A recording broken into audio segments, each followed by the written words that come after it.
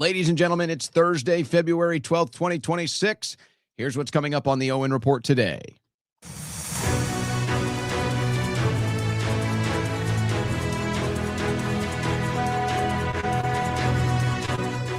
Well, President Trump and or his advisors continue to be completely out of touch and disconnected with where the average American is, and even more specifically on direct issues, how the average American feels about the economy, how the average American feels about the Epstein files, and just yesterday with the disaster that was the Pam Bondi hearing, how people responded, reacted to, and felt about that, because Trump comes out and offers Pam Bondi glowing praise today. Glowing praise. I mean, I don't know how you can be so disconnected as to think that that was a good performance, and certainly how he thinks that Pam Bondi is helping him at all or doing him any favors, or even the Republican Party at large in this midterm election year, is beyond me. The disconnect has never been more clear, more obvious, and more consequential now as it continues to get worse. And the polls are showing it. It's not good. The polls are really not good. In fact, apparently the polls are so bad, somebody has either asked Gallup polling or Gallup has decided they're not even going to do presidential polls anymore.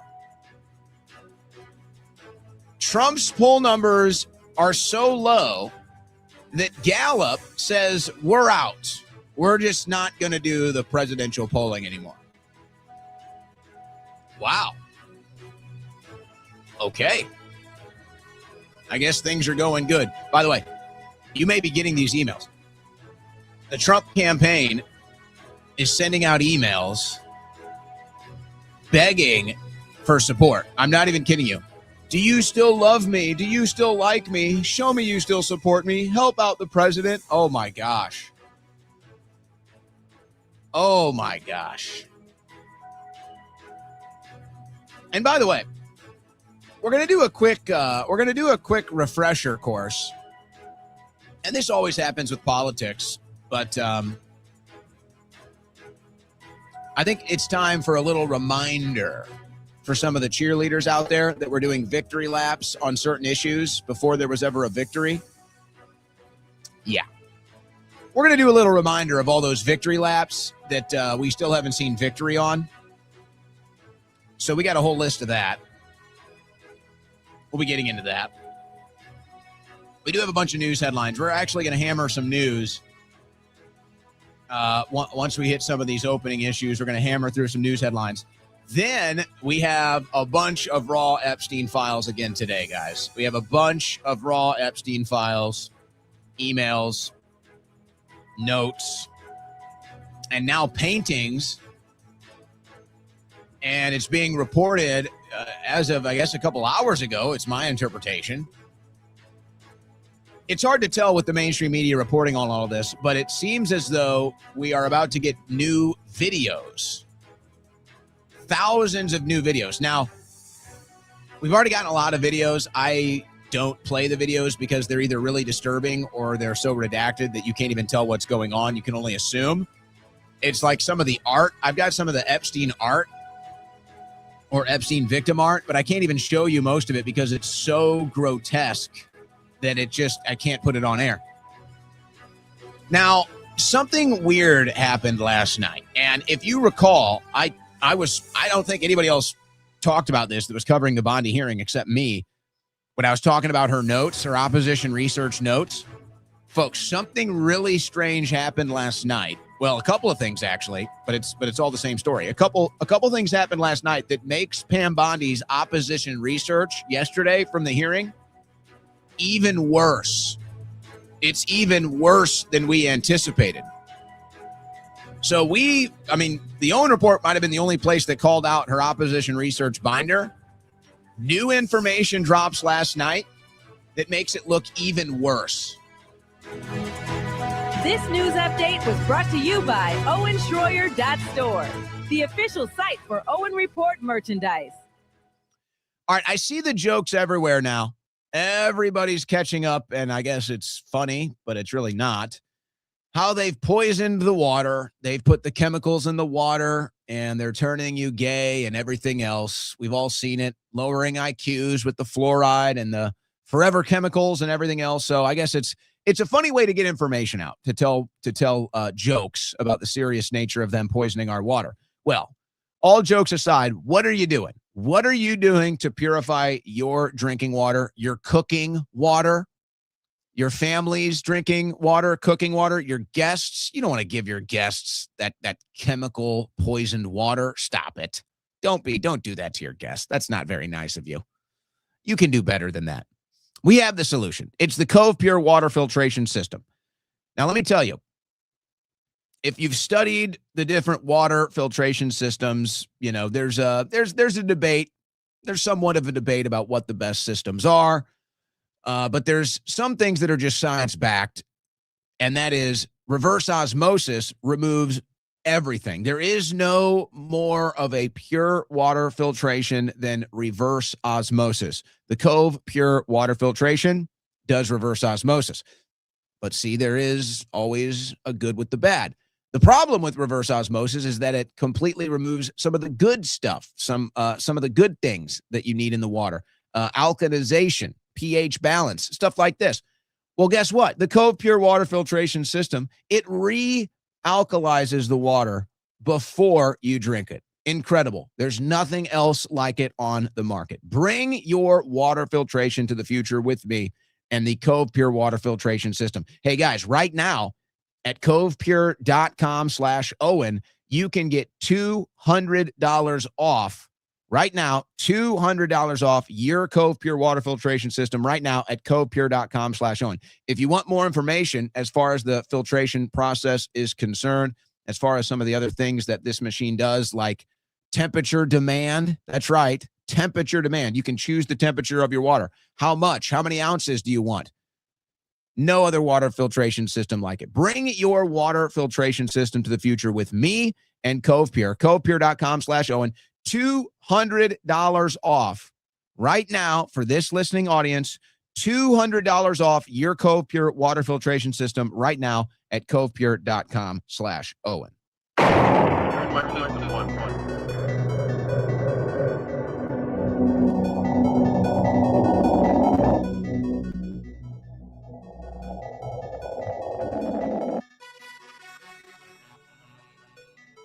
On the cutting edge of news and analysis, the Owen Report with Owen Schroyer.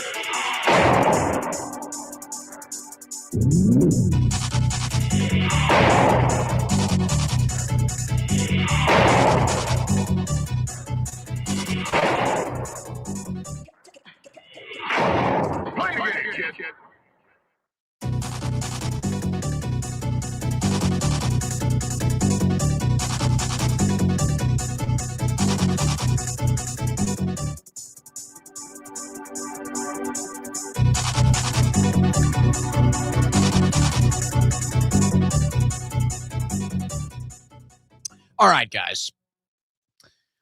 Wow. We are still dealing with the aftermath from the disaster that was Pam Bondi's hearing yesterday. I mean, you're always going to have the cheerleaders. You're always going to have the cult members, and you're always going to have the people that are paid to speak of the Trump administration positively, paid to have their media, social media, what have you. It's all for sale. You'll always have those individuals paid to prop up the administration in the midst of its failures. But no, yesterday's Bondi hearing is kind of universally a disaster. It is. And maybe it's worth saying this, and I've mentioned this before. It's been an ongoing topic of discussion here, but I think it's worth mentioning again today. You don't want to become the dog getting wagged by the tail. And of course, this is a lot of what we exhibited from the woke left over the years. Anything Trump says, they disagree with. Well, it's now happening with the woke right. And the problem with this philosophy is that eventually you're going to get trapped. Eventually you're going to get trapped, and you're going to get tricked, and you're going to get deceived.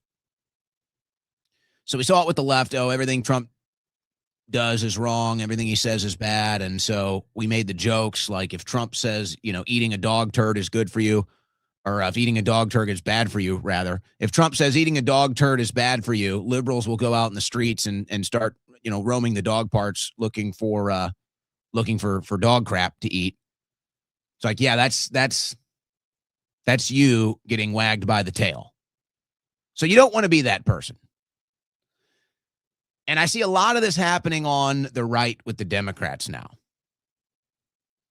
Hey, I get it. Democrats are corrupt, bad policy, bad culture, all the same stuff. Okay, that's not changed here. But it's like, oh, the Democrats think Bondi was bad yesterday, therefore she must have been great. Oh, God. Oh, no. No.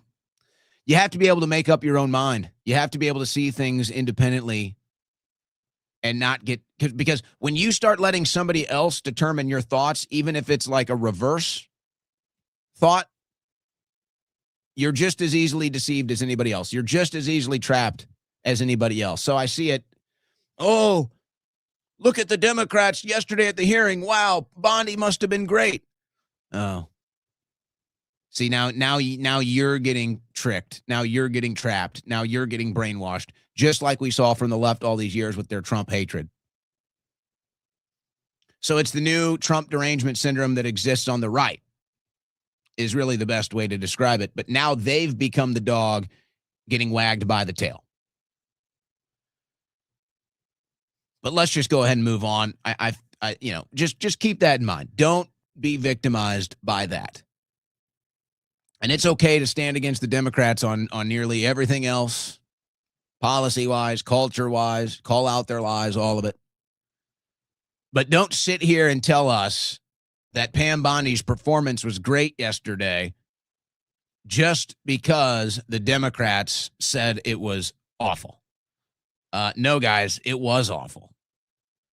Doesn't matter what the Democrats say. That performance was awful. And then where is Trump with his team of advisors to understand how bad it was? They don't tell him to stop. Oh, and by the way, see, this is we're starting to reach a point now, guys, where I don't even know how to describe it. Trump is up there today. He has a press conference from the White House today. And, dealing with some difficult questions. I forget the exact question that triggered him today, but he starts going off about the stock market again. And then specifically, he goes back. He's now on this loop. President Trump is now stuck on a loop.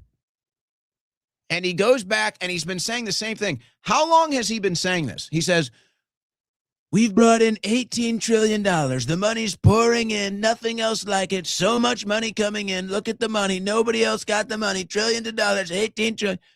Mr. President, you've been saying this for a year. Like, is this 4 years now? Is this what we're going to have to hear for 4 years? I brought in 18 trillion. I brought it in. Is that it? Is that what we have? And if the people were really feeling the success of the economy, and if this investment that he keeps claiming is there, if it was really starting to manifest, people would know. They would see it. They would feel it. They would know. I don't even think it exists. I already told you, I think it's all fake. I don't think the money exists. I think there was an idea. I think there was a plan. There might have been some level of commitment. But there's no money. There's no money. There is no $18 trillion invested in the country. What does it even mean? Where is the money? Where is the production? And he's been saying this for a year now. It's getting really bad.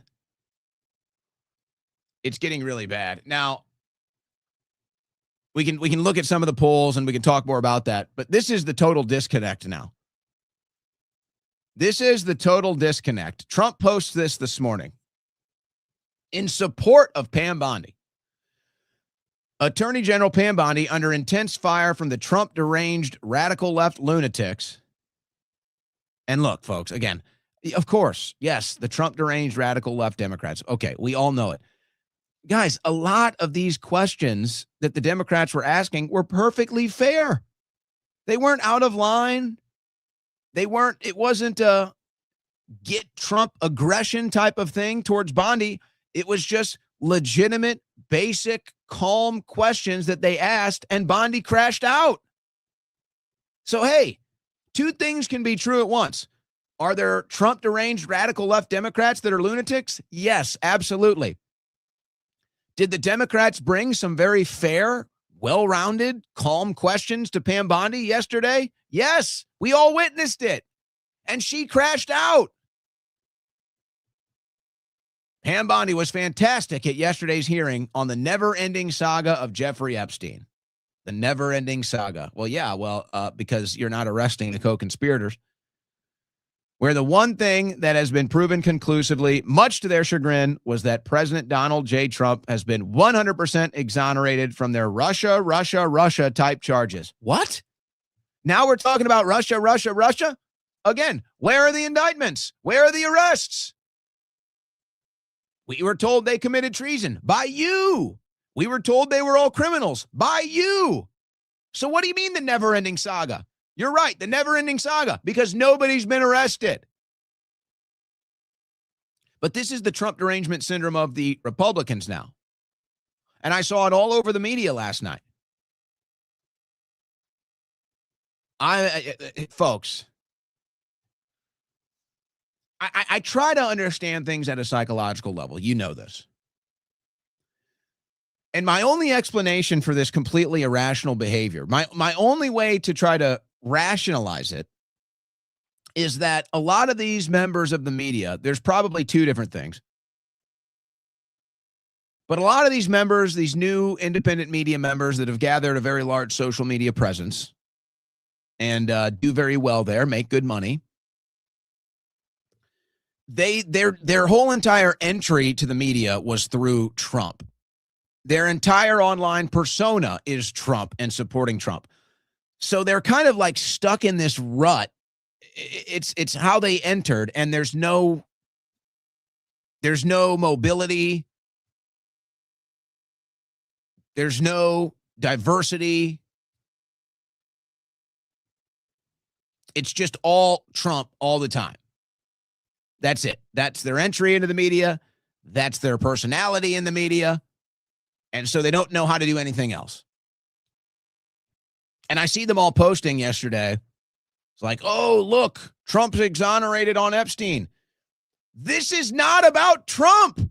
Like, what don't you people understand? Not everything in the world is about Trump. I can't believe I have to explain this to you guys. This is coming from a place of love. This is coming from a place of endearment. I don't understand. You need to wake up. Not everything is about Trump. Do you understand that? Like, there's a lot of other things that go on. Not everything is about Trump. And that's all they can do. That's all they can do is look at the world through the lens of Trump. That's all they can do is look at every political issue, every news story, every development through the eyes of Trump. So instead of looking at the Epstein files and all of the wild stuff that we've seen in them, instead they just say, oh, how does it implicate or exonerate Trump? That's the Trump derangement syndrome of the left. That's the Trump derangement syndrome of the right. They both suffer from it now. So I'm watching it all last night. It proves Trump's innocent. It proves Trump this. It's proving Trump that. Okay, fine. Fine. Okay, so that's 1%. That's one piece of this puzzle. Not everything is about Trump. You guys look like lunatics. You guys look like cult members. It's insane. It's insane. And hey, I know a lot of you are paid to do this. I know a lot of you, this is your profit structure. This is your business structure. But I'd be remiss if I didn't at least warn you that this is now what you're coming off as: Trump cultists and right-wing Trump derangement syndrome. And it's the same thing. Fox News won't even cover the Epstein files.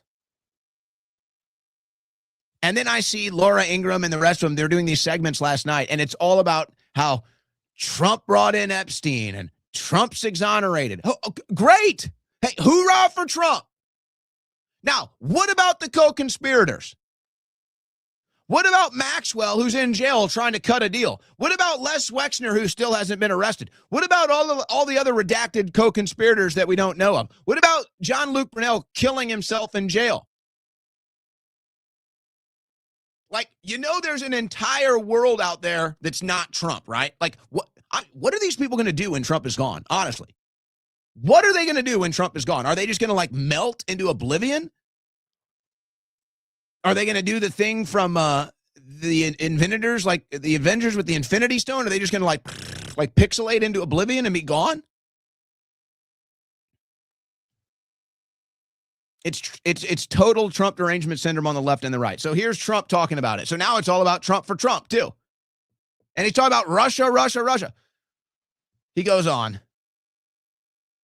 The slimeball Democrats, many of them big donors and politicians that have been proven guilty.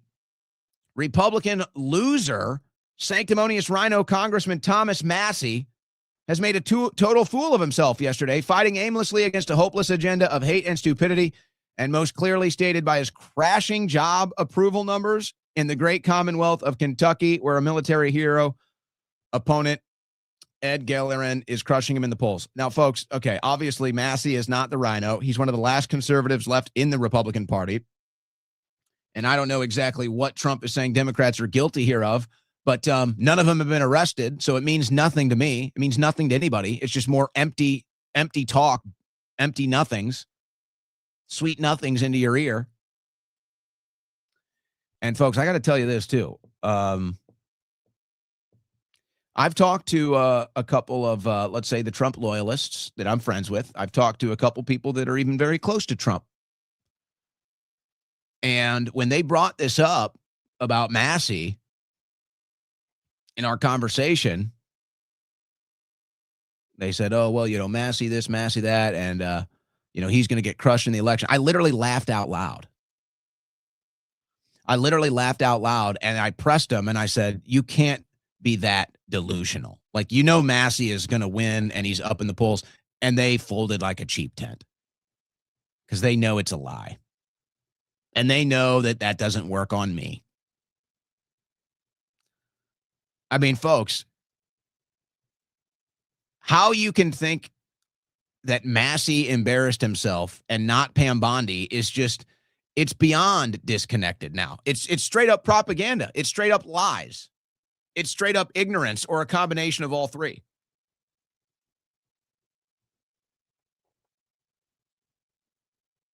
And then Trump compares Massie to Liz Cheney?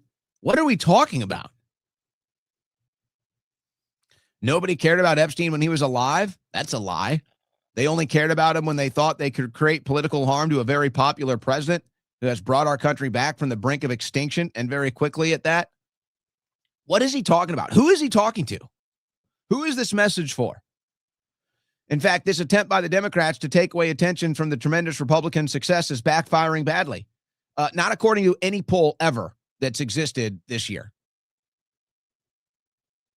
Now the Democrats are about to become the favorites to win the Senate.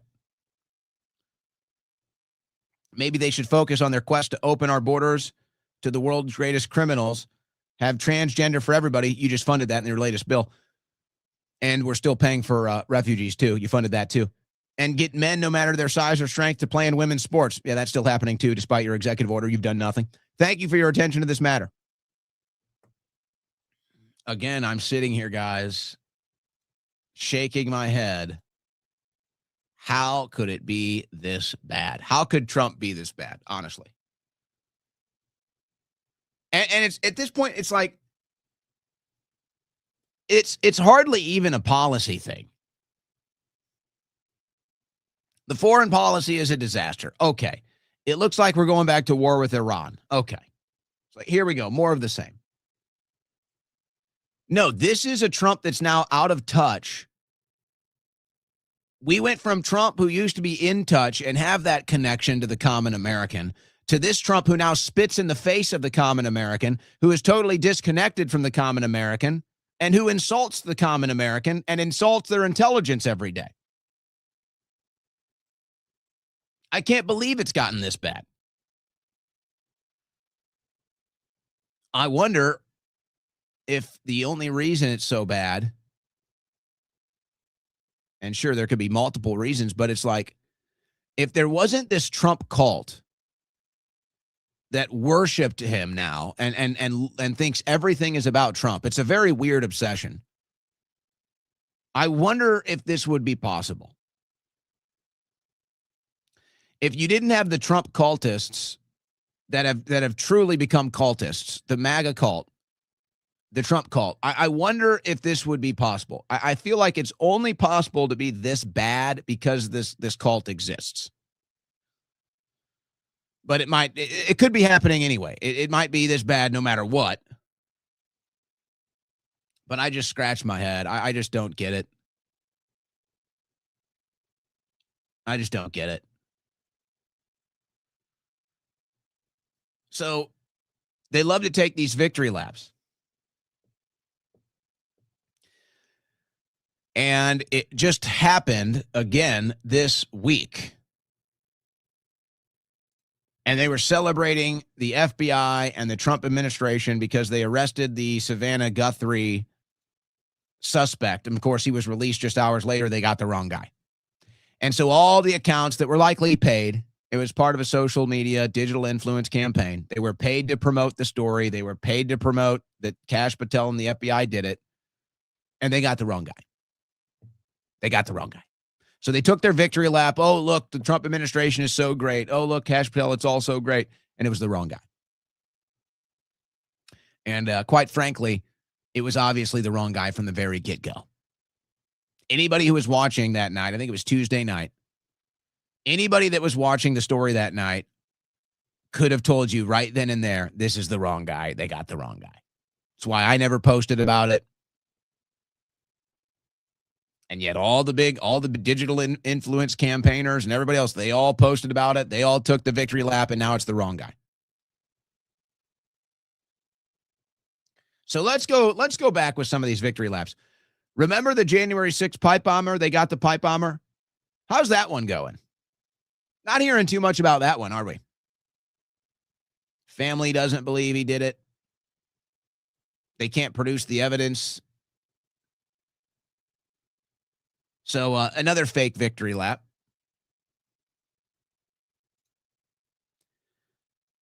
It's being reported now. Liz Landers here, White House correspondent. A source just passed along information about a press conference that Homeland Security Secretary Kristi Noem is having tomorrow in Phoenix, Arizona. Topic, election security. Local officials will be joining her at 10:30 a.m. Mountain Time. All right, so here we go again. Just like we saw in Georgia, they're going to do a big media event, and they're going to tell you how they caught the people stealing the election, and I guess charges are coming or whatever the hell else. They're going to prove it. Hey, of course I want that. Of course that's what I want. I wanted that in 2020 when it mattered. Not sure how much it matters now, but okay, if we can figure it out, get some justice, all right. And again, here's what you're going to see. Just like we saw in Georgia 2 weeks ago. Just like we saw in Georgia, they took a victory lap. Oh, Trump got him. We got the steal. Charges coming. Arrests coming. It's the total proof. And what have we got, folks? What have we got? Two weeks of silence. 2 weeks of silence. So it looks like they're revving it up again. It looks like they're revving it up again for Arizona. And they're going to do the same deal. And they'll have photos and videos and press conferences. They'll hype it up. They'll take their victory lap. And then what? So I'm done. Let me know when there are arrests. Let me know when there's massive reform. Let me know. Go ahead and let me know. You guys do your victory laps before there's any victory, and then let me know when anything actually happens, okay? That'd be great. But now you're never going to unsee it, guys. Now you're never going to unsee this. The victory laps before there's any victory. The January 6th pipe bomb or the Georgia stolen election. It's going to be Arizona. They arrested the wrong guy in the Guthrie case. I mean, it's just on and on and on. All the fake victory laps. $18 trillion. Oh, yeah, Trump's been saying it for a year. Where is it? Greatest economy ever. Booming economy. Okay, it's been a year. Where is it? Let me know when we actually get the victory. I'll take the victory laps. Oh, he's arresting the Obamas for treason. Oh, we're going to catch everybody for the Russia conspiracy hoax. Oh, we're going to catch everybody that stole the election, the Biden crime family, the Clintons, the indictments are coming, everything else. All right, you guys take your victory laps. Try not to get tired out. Try not to tucker out. Try to save some energy for the real fight if you got it in you. You guys let me know when there's actually arrests. You guys let me know when we actually have victory, and I will take the victory lap with you. But until then, I'm not playing your games. I'm not promoting your propaganda. I'm not taking your false start victory laps. I'm not doing your digital social media influence campaigns. I'm not taking your money. I'm not parroting the propaganda. I'm not joining your cult.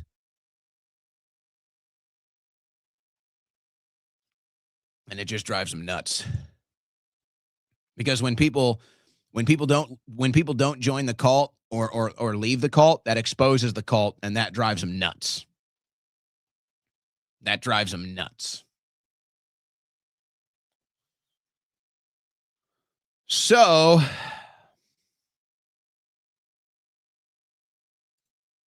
we've got new polls. We warned you this was coming.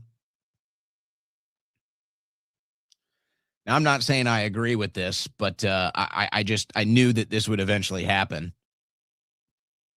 A year into Trump's term, voters say Biden was better.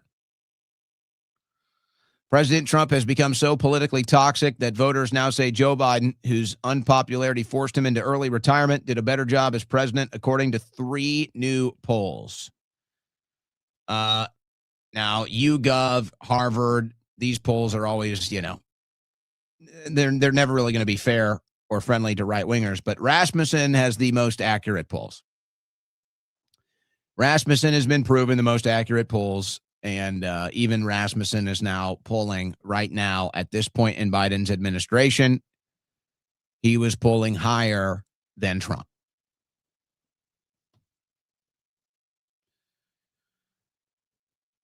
Now, again, I'm not saying I agree with this, but I did tell you this was going to happen. It's so wild. It's so wild. And I guess, are these two things connected? Gallup will no longer measure presidential approval after 88 years. Why? Is it because Trump's approval is tanking so low? Did somebody ask them to stop doing this for the rest of the Trump administration because Trump is polling so low? Is that why? Somebody explain that to me.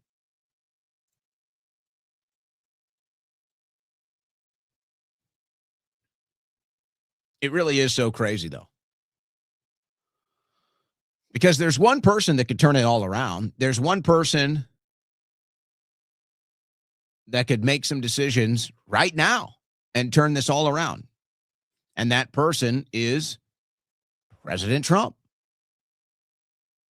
And he's just not doing it. Instead, he's telling you how great Bondi is.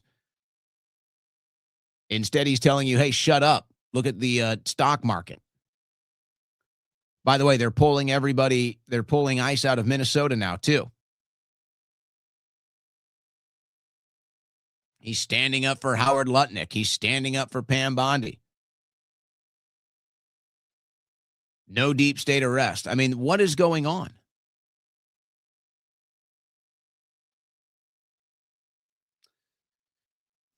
And every time he tells you how great the economy is, he just continues to assault millions of Americans.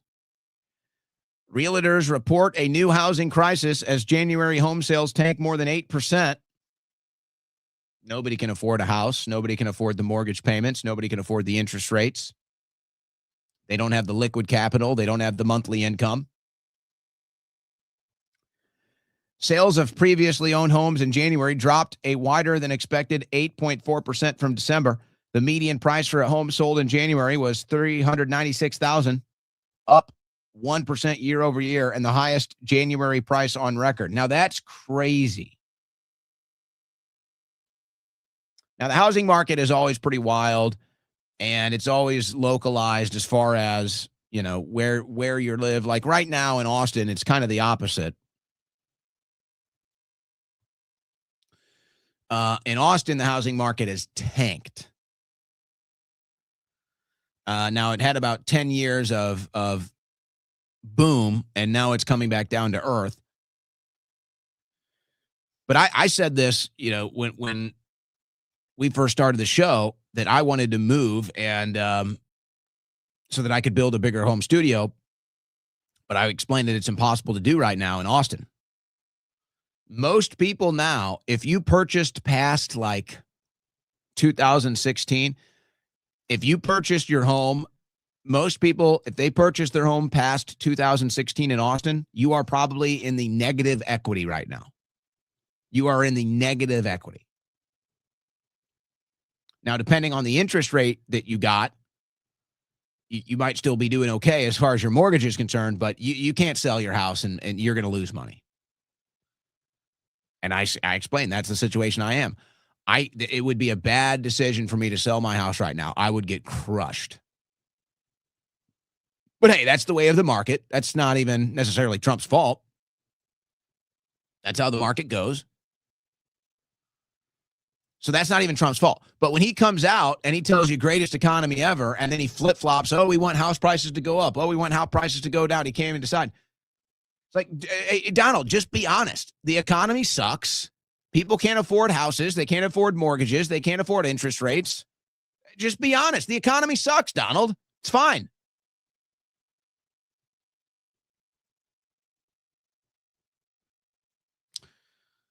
I don't know where it goes as far as the housing market is concerned, because it was already falsely inflated because of the banks, because of financial policy, fiscal policy. It was already a disaster. So really, it's like what needs to happen is you need to remove the banks from like the process of all of this, honestly. You need to remove the banks from the process, because the reason why the houses are so expensive is because of the banks. If you take the banks out of the process and you force the buyers and the sellers that are actually in the market to work out deals, the price of a house today would be probably like a quarter of what it is. And I did a presentation of this a year or so ago when I was still hosting an InfoWars. And I explained, if you want to find the true value in an actual real world economy, not the bank rigged economy, you look at what the average down payment is. And I did a bunch of formulaic math equations, whatever, to figure it out. But it's like the only reason why houses are so expensive is because people that don't have the money can go buy these houses because they take these mortgages out from the bank with these astronomical interest rates. You remove the banking process from it and you just make the seller and the dealer reach a deal, the price of the house comes down to what the actual market value would be. But the banks got to get in there. They rig the market. They take their interest rates and they just destroy the housing market. That's what this is.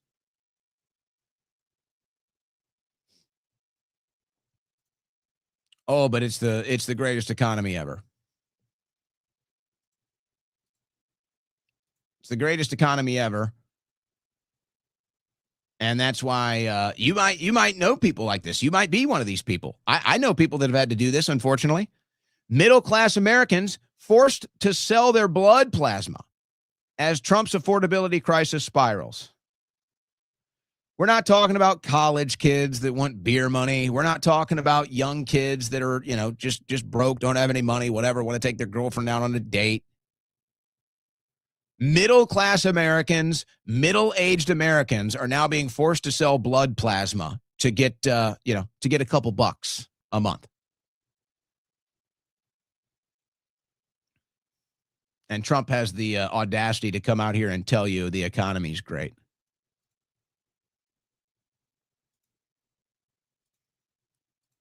Trump administration will end immigration enforcement surge in Minnesota. Tom Homan.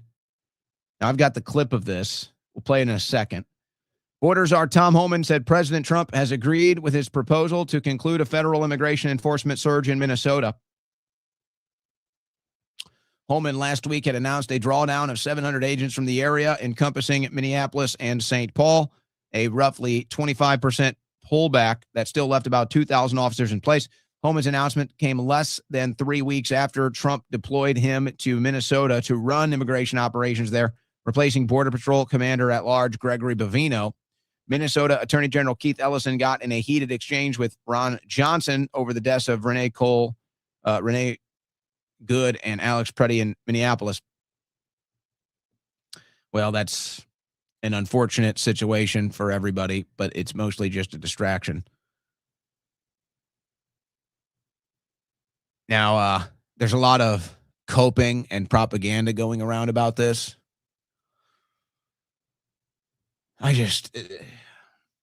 These people have fallen off so badly. So I guess, I'll just give you the warning.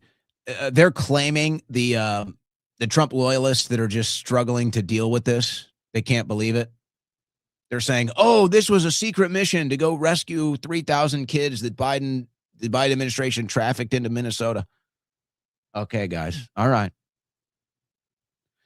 Let me know when you have any proof of that, and that'll be nice. So they're just in total denial now, folks. They're just making stuff up now. No, the left won. The radical left won. The protests won. And now you're not getting deportations. That's the truth. That's the reality. Just deal with it. Stop making up crap to try to avoid reality. You're just making it worse on yourselves. So just, prepare yourself when you see that straight up, made up propaganda. Here's Tom Homan making this announcement. With that, and success that has been made arresting public safety threats and other priorities since this surge operation began, as well as the unprecedented levels of coordination we have obtained from state officials and local law enforcement, I have proposed, and President Trump has concurred, that this surge operation conclude. A significant drawdown has already been underway this week. It's over. They won. And as far as the issue of deportations and illegal immigration is concerned, this is obviously a big loss. This is obviously a big loss for the administration and for the people in Trump's space that want to be real about it. This is a big loss. In a way, though, and people aren't going to want to hear this, and I totally understand why. But you know what, guys? You got to admit, in a way, it's part of the way our country works. People stood up, they protested, and they won. Now, the problem is, it's all rigged. It's all left-wing propaganda. It's all bad for the country. And it only works for the left. It never works for the right. Never works for the right. So it's like, I can sit here as an American and just kind of look at all things neutral and just say, hey, you know what? Americans stood up. They got in the streets. They protested against something they didn't like, and they stopped it. Okay. I don't like it. I disagree with their protest. I think the things that they're protesting was good for the country and necessary, but okay, whatever. Hey, they did it. They protested. They got out there. They shut it down. So, okay. But obviously, it's all rigged. It's all fake. It's all propaganda. It was all supposed to be shut down. Bondi was supposed to shut all this down. She didn't. Bondi was supposed to make arrests of the people funding and organizing this. She didn't. And now, because of Bondi's incompetence, she puts these ICE agents' lives at risk. And people like Preddy go out there and assault officers 3 times in one day, don't get arrested, get into a second confrontation, and end up getting shot and killed. So really, it's all Pam Bondi's incompetence. Again. So it's a total disaster. A bunch of brainwashed liberal morons are out here protesting things that are obviously in their best interest. Getting gang members and violent criminals and pedophiles, illegal aliens removed from our country. So, yeah, it's all rigged. It's all brainwashing. It's all BS. It's all Bondi's incompetence. But, hey, I mean, at a certain level, as an American, you say, okay, they stood up for what they believed in. They protested, and they stopped it. They shut it down. And now the Trump administration takes a big, fat loss. So that's how it works. Now, we'll never get that on the right. Right-wingers protest, they get thrown in prison. Right-wingers protest, they get called domestic terrorists and everything else. So again, the whole thing is rigged and propagandized. So, but hey, I mean, give them credit. They beat Trump. They did. They beat him. The left-wing Soros organized protest groups beat Trump. And now they shut down the deportations in Minnesota. That's just the fact, guys. That's just the fact. All right, let me try to run through the rest of these headlines, and then we'll get into the Epstein stuff. But speaking of, we do have this in the news again today. Stuff is hilarious. Honey traps and hidden cameras, all of Epstein's suspicious ties to Moscow. Yeah, of course, Epstein was operating in Russia. He was operating all over the world. You can see in the emails he was trying to overthrow Putin. But it's just like caught red-handed. This guy was an intelligence asset, mostly for Israel, and then also probably the CIA, MI6. So it's literally everyone but Russia. And they say, see, it was Russia the whole time. I mean, it's so laughable. It's so ridiculous. It's so predictable. You slip on a banana peel, it was Russia. You hit a parked car, it was Russia. You drop your glass of milk, it was Russia. Your kid poops the diaper, it was Russia. The dog eats your couch, it was Russia. That's just... Oh, boy. This isn't going away. And by the way, we told you this at least a month ago. Candace Owens gets inside TPUSA's head. Now there's litigation being threatened each way.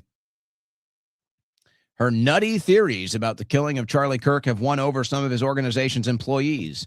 Yeah, well, maybe they're not so nutty. So basically the story goes, and again, I was just telling you this a month or so ago because I obviously talk to these people. I know these people. I see who likes my posts. But the story basically talks about how there is an internal struggle at TPUSA because a lot of the employees and a lot of the younger influencers don't believe the official narrative and are starting to believe it was an inside job. So I told you that a couple months ago or a month or so ago, just because I talk to these people, I see these people, I see what they post, I see what posts of mine they like. And I will tell you that at this point, the majority even, and there's obviously a difference between the administration of TPUSA and the leadership and the people at the top and the influencers and some of the employees that go to their events. There's obviously a big separation between those two groups. But I would say at this point, most of the TPUSA employees, influencer level stuff, younger people stuff, they probably trust Candace Owens more than anybody at TPUSA. And we played the video of the young girl who told her story. And that didn't help things, guys. That did not help things. And, it's really kind of a larger story beyond TPUSA of like how our whole system works. Because everybody needs a job. Everybody needs an income. Everybody has bills to pay. So you kind of just, go along to get along. And I think that's what it's like for a lot of these employees there, a lot of these influencers there. It's like, well, I need the job. I need the paycheck, but I'm very skeptical of what's going on. It's like, that's our whole country right now. It's like, we're all skeptical of everything. We're all skeptical of the country and the government and everything else. It's like the whole thing is corrupt. We don't trust anything, but we kind of just kind of have to keep plodding along, don't we? Just have to keep working, keep slaving away because we all got bills. Yeah. It's kind of what being a slave is like. Here's look at this. Here's your Trump derangement on the right. This is your Trump cult now. Texas dad fatally shoots his own daughter after big argument about President Trump. Apparently this girl didn't support Trump enough. And so the dad shot her.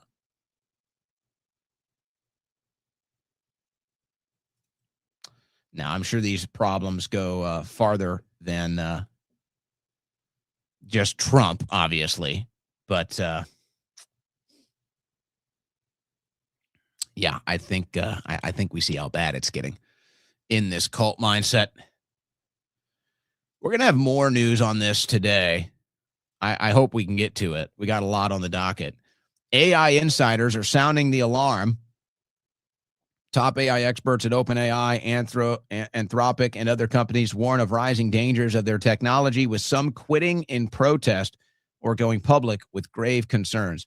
We're going to have more of this coming up. Hopefully we can get to it. But there's some weird stuff going on with AI, and there's not enough attention to it. There's not near enough attention.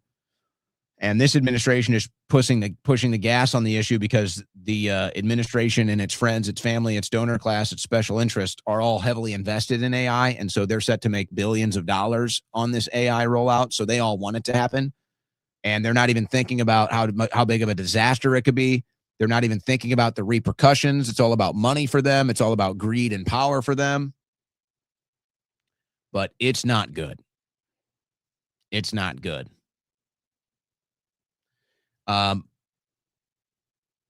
Yeah, we're gonna have some other news on that coming up later. You may have seen the story in Canada. 6-foot trans shooter wanted to be petite. Social media posts uncovered by the Telegraph reveal mental health issues of teenager who killed 8 people. You probably heard about this story. Another tragic situation. Transgender shooter shoots up a school. And finally, mainstream media starting to ask the right question. Are cross-sex drugs driving trans shooters to kill? News that the Canadian school shooter attacker was transitioning has raised concerns about the role of medication in other recent killings. Yeah, no kidding. No kidding. They're all on pharmaceutical drugs. This has always been the case. That's why when they do their LGBTQ propaganda, they follow it up with a drug for depression. They just did it. And now there's this big thing. You may have seen it. I know I'm following the Goy Olympics. Most of you probably aren't. That's okay. We do have some Olympic news today. We're following the men hockey team here. That's right. But they first did their big LGBTQ propaganda situation. There's a figure skater who is a pansexual.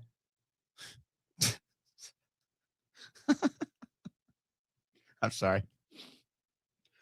There's a there's a pansexual figure skater. So they do this whole package about how she's, gay or whatever it is. And she, skates around with the trans gay flag, and they do this whole package. And then after that, they segue into mental depression and why you need pharmaceutical pills. It's so evil. I'm laughing because there is a level of humor to it. Let's be honest. I mean, it is a pansexual. I mean, come on. What are we doing here? SNL needs to do a skit. They should do a skit. It's like, oh, you're a pansexual. Oh, yeah. And then they can bring out some pots and pans. Put some different pots and pans on the desk. Be like, does this pan make you feel uncomfortable? It's like, what about this pan over here? What if there were multiple pans involved? And then they reach down to touch it. It's like, whoa, don't touch that. We can't do sexual acts on TV. Don't touch that pan. It's just so ridiculous. But it's like, it's destroying the children. It's destroying their minds. It's destroying their bodies, and they know it. And then they get on these pills and they go out and commit these school shootings. I mean, it's so evil. It's like, okay, well, finally, maybe we're addressing that. Another shooting you didn't hear about. Skating coach, a local figure skating coach in St. Louis, identified as victim in fatal Starbucks drive-through shooting. It was a drive-by shooting. This girl just trying to get a coffee, and she just gets blasted to death.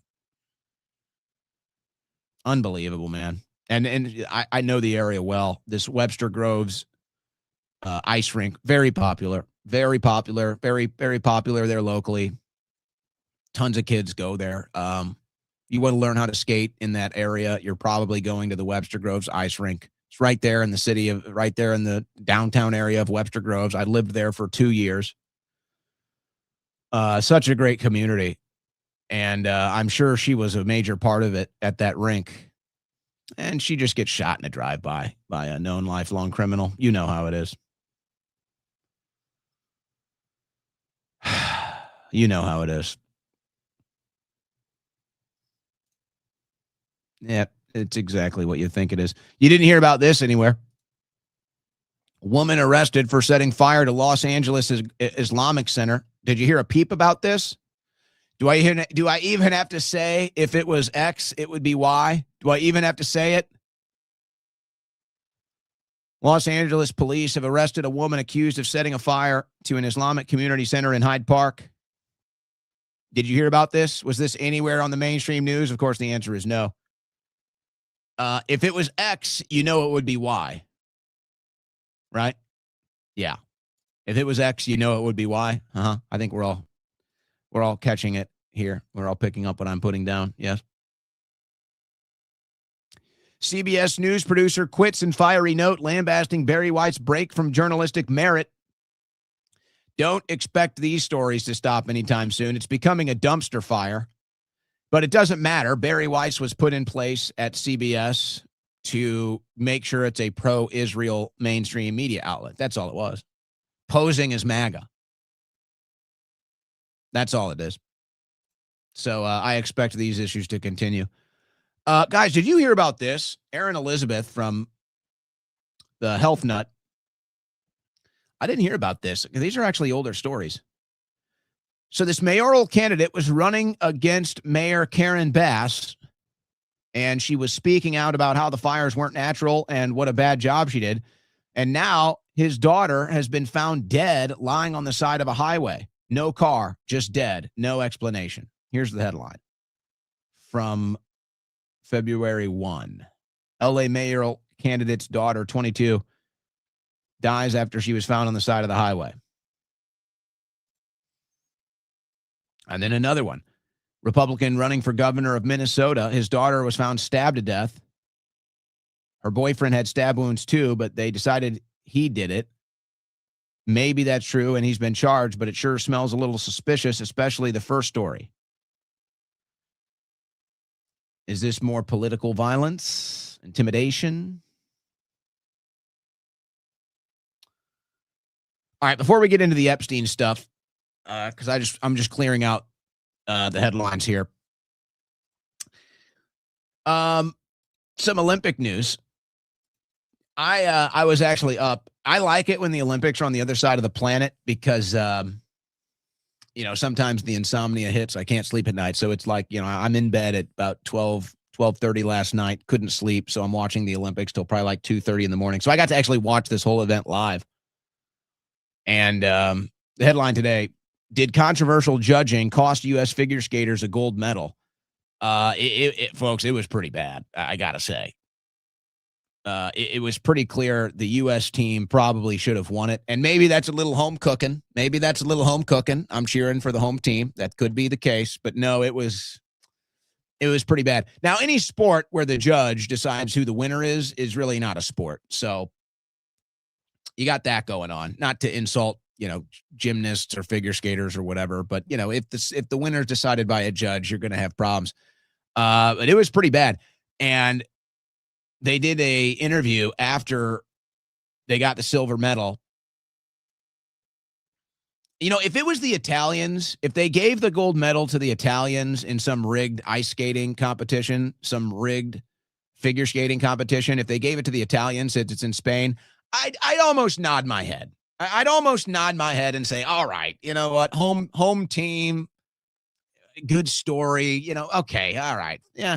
If you want to rig it for the home team in figure skating, like, yeah, all right, okay. But it was the French. They didn't even rig it for the home team. They rigged it for the French. Looked like a rig job, I got to say. I do think there's some controversial judging. The U.S. team should have won it, and I think they knew it. And in the interview afterwards, you could tell. They got some interesting images here. This is these were the winners right here. This is the two U.S. figure skaters. Like I said, I was just up late watching this whole thing, and they should have won. They really should have won. And you could see in the interviews afterwards, like they wanted to say it. They wanted to say it in the interview after. And you know what? Good for them. They had class. They handled it as classy as you could in a situation like that. But I think they were robbed. I think the U.S. was robbed of a gold medal last night. And you could see it. I think anybody that watched it, everybody could see it. They robbed them. I don't think that's just my home cooking. I think that's the truth. So when I look at this, by the way, this is your update right now. Norway is dominating, at least in the gold. And these Norwegians, they just live in the winter. So they're dominating. Like they got these sports, like they do this stuff, like they do the cross-country skiing. They ski like 100 miles, and then they shoot the rifle every 25 miles or whatever. The Norwegians seem to be the best at all this stuff. They got some speed skaters and things. I think the U.S. is poised for a comeback here, though. I think the U.S. I don't mind the home team getting some stuff rigged for them. I don't mind the home team coming out on top and stuff. So seeing Italy at the top of the list, I'm kind of okay with that in the Olympics. But I think the U.S. is going to make a comeback. They were robbed. They were robbed of a gold medal last night. Chloe Kim today, who, by the way, I didn't realize was dating Myles Garrett.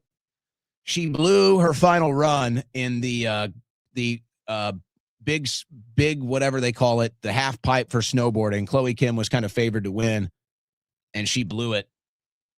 And she was so classy. I know you guys, some of you guys hate the Olympics, whatever. I don't care. I don't care. It's news right now. I'm proud. I'm proud when Olympic athletes show class.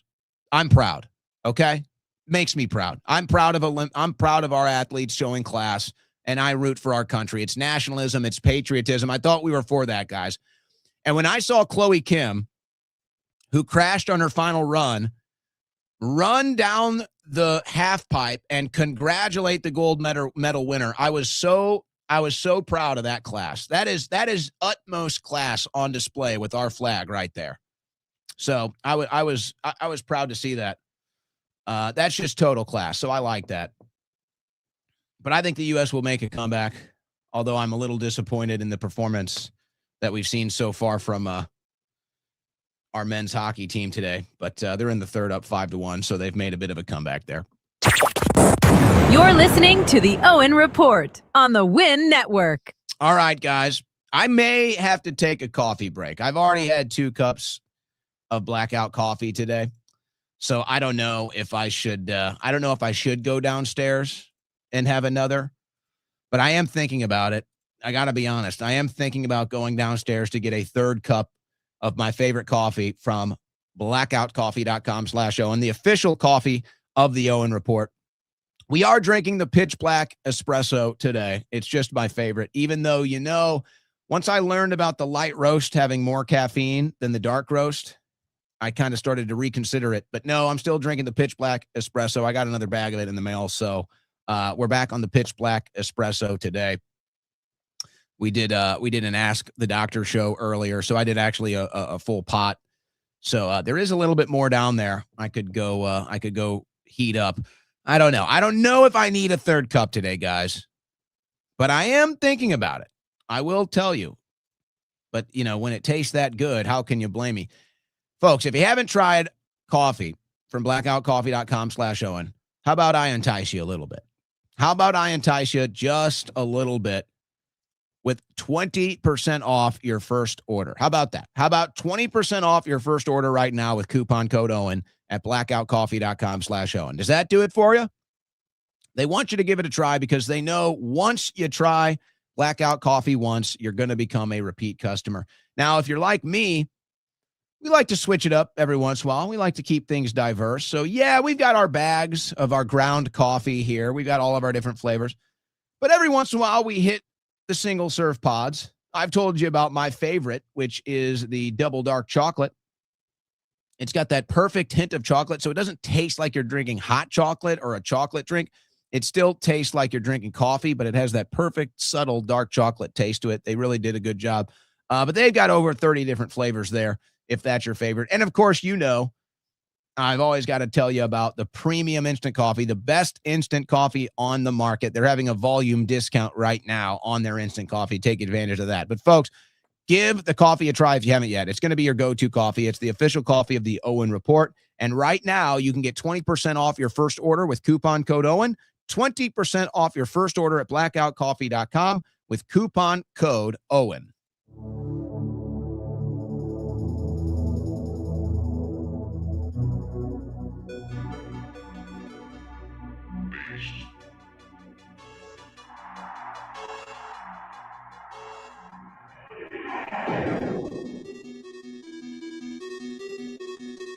No, que stop this.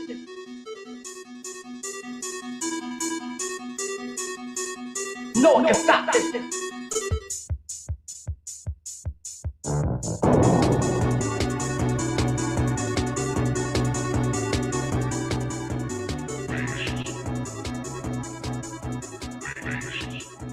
No, que stop this. No, que stop this.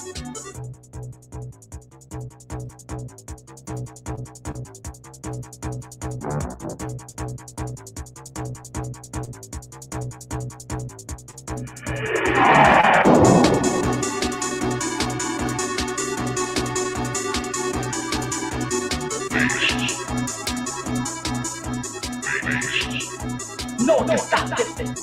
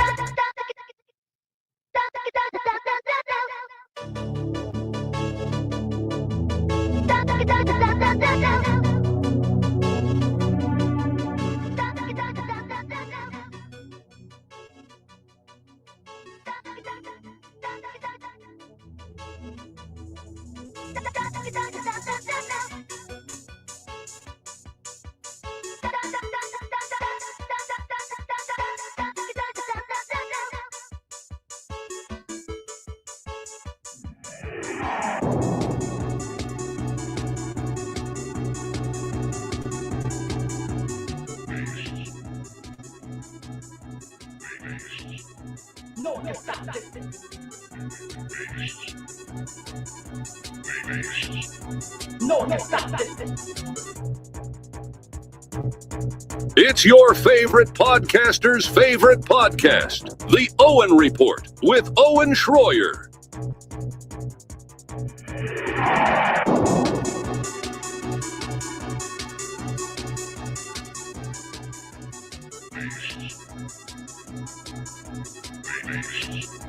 No, no, stop this.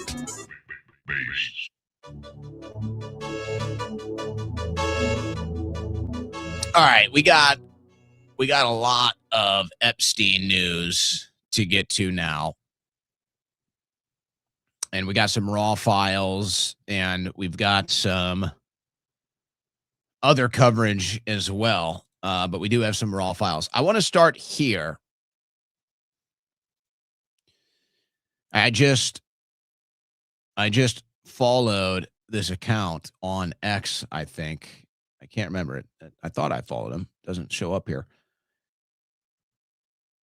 Script Keeper Elect. Now, I haven't been watching the Bongino show. Many of you probably haven't been either.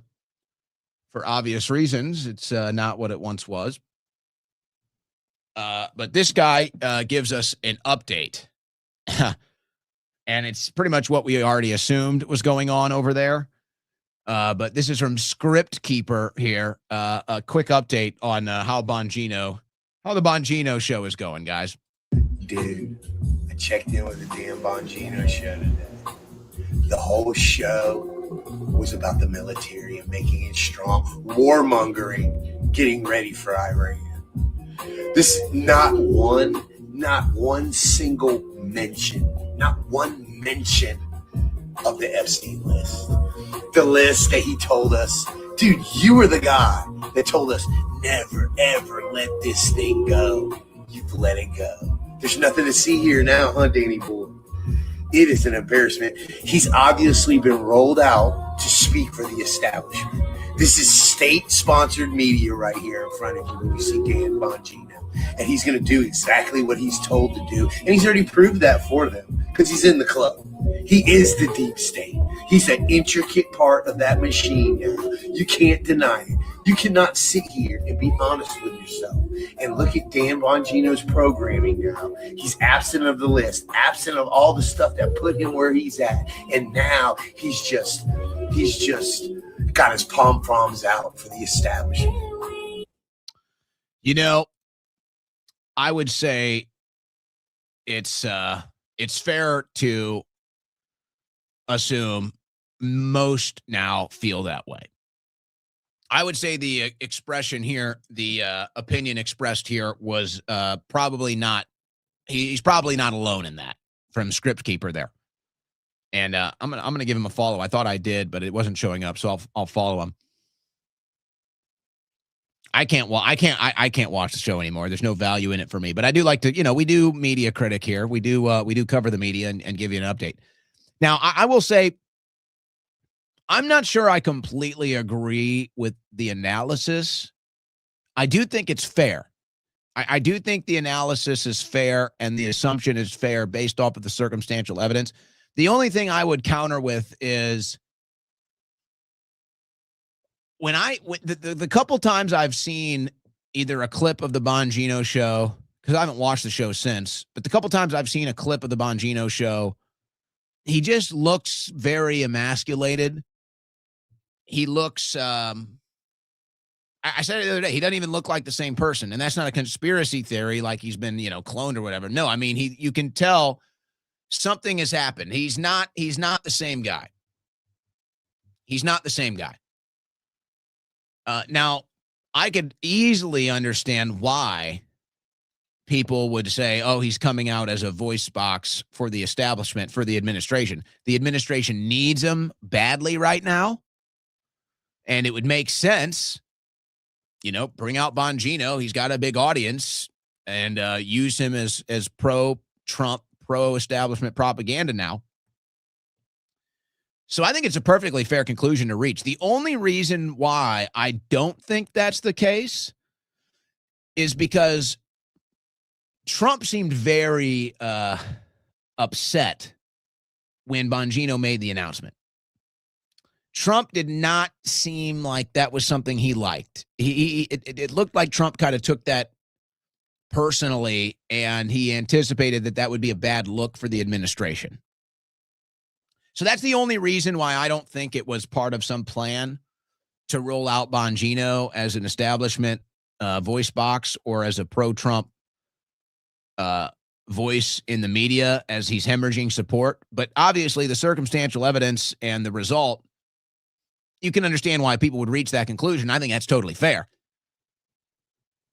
I do think, though, here's Bongino's issue from a professional standpoint.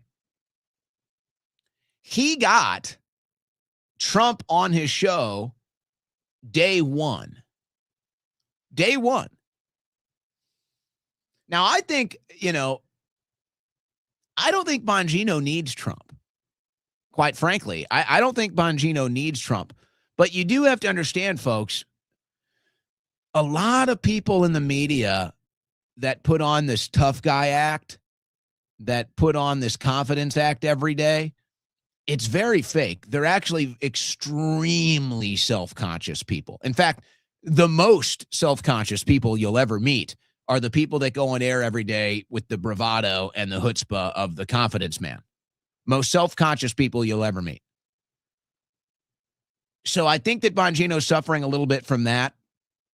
And I think that he's a little concerned that he's going to lose some of the access. He's going to lose some of the access. He's going to lose some of his friends. He's going to lose some of that goodwill that he has with the administration. And so he has no other option, as he sees it, except to be a mouthpiece for the administration. And they don't want him to cover the Epstein files, so he's not going to cover it. They don't want him to do any negative coverage of the administration, so he's not going to do it. So I think that's more likely. That's my opinion. But I don't think it's an unfair conclusion to think and to reach that he got rolled out back into the media to be a voice piece for the administration. I think that's a totally fair conclusion to reach. And you could be right about that. That could be the right conclusion. I just think it's more of a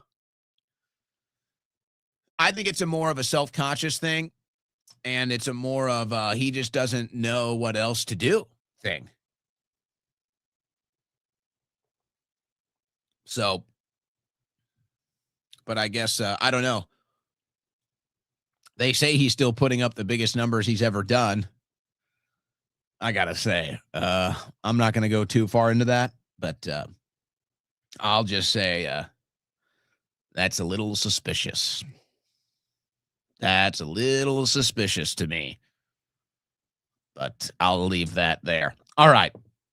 Couple updates as we dive into the Epstein stuff directly now. We do have some raw files, but a couple clips from last night outside of the Capitol with some of the people that got to actually see the files.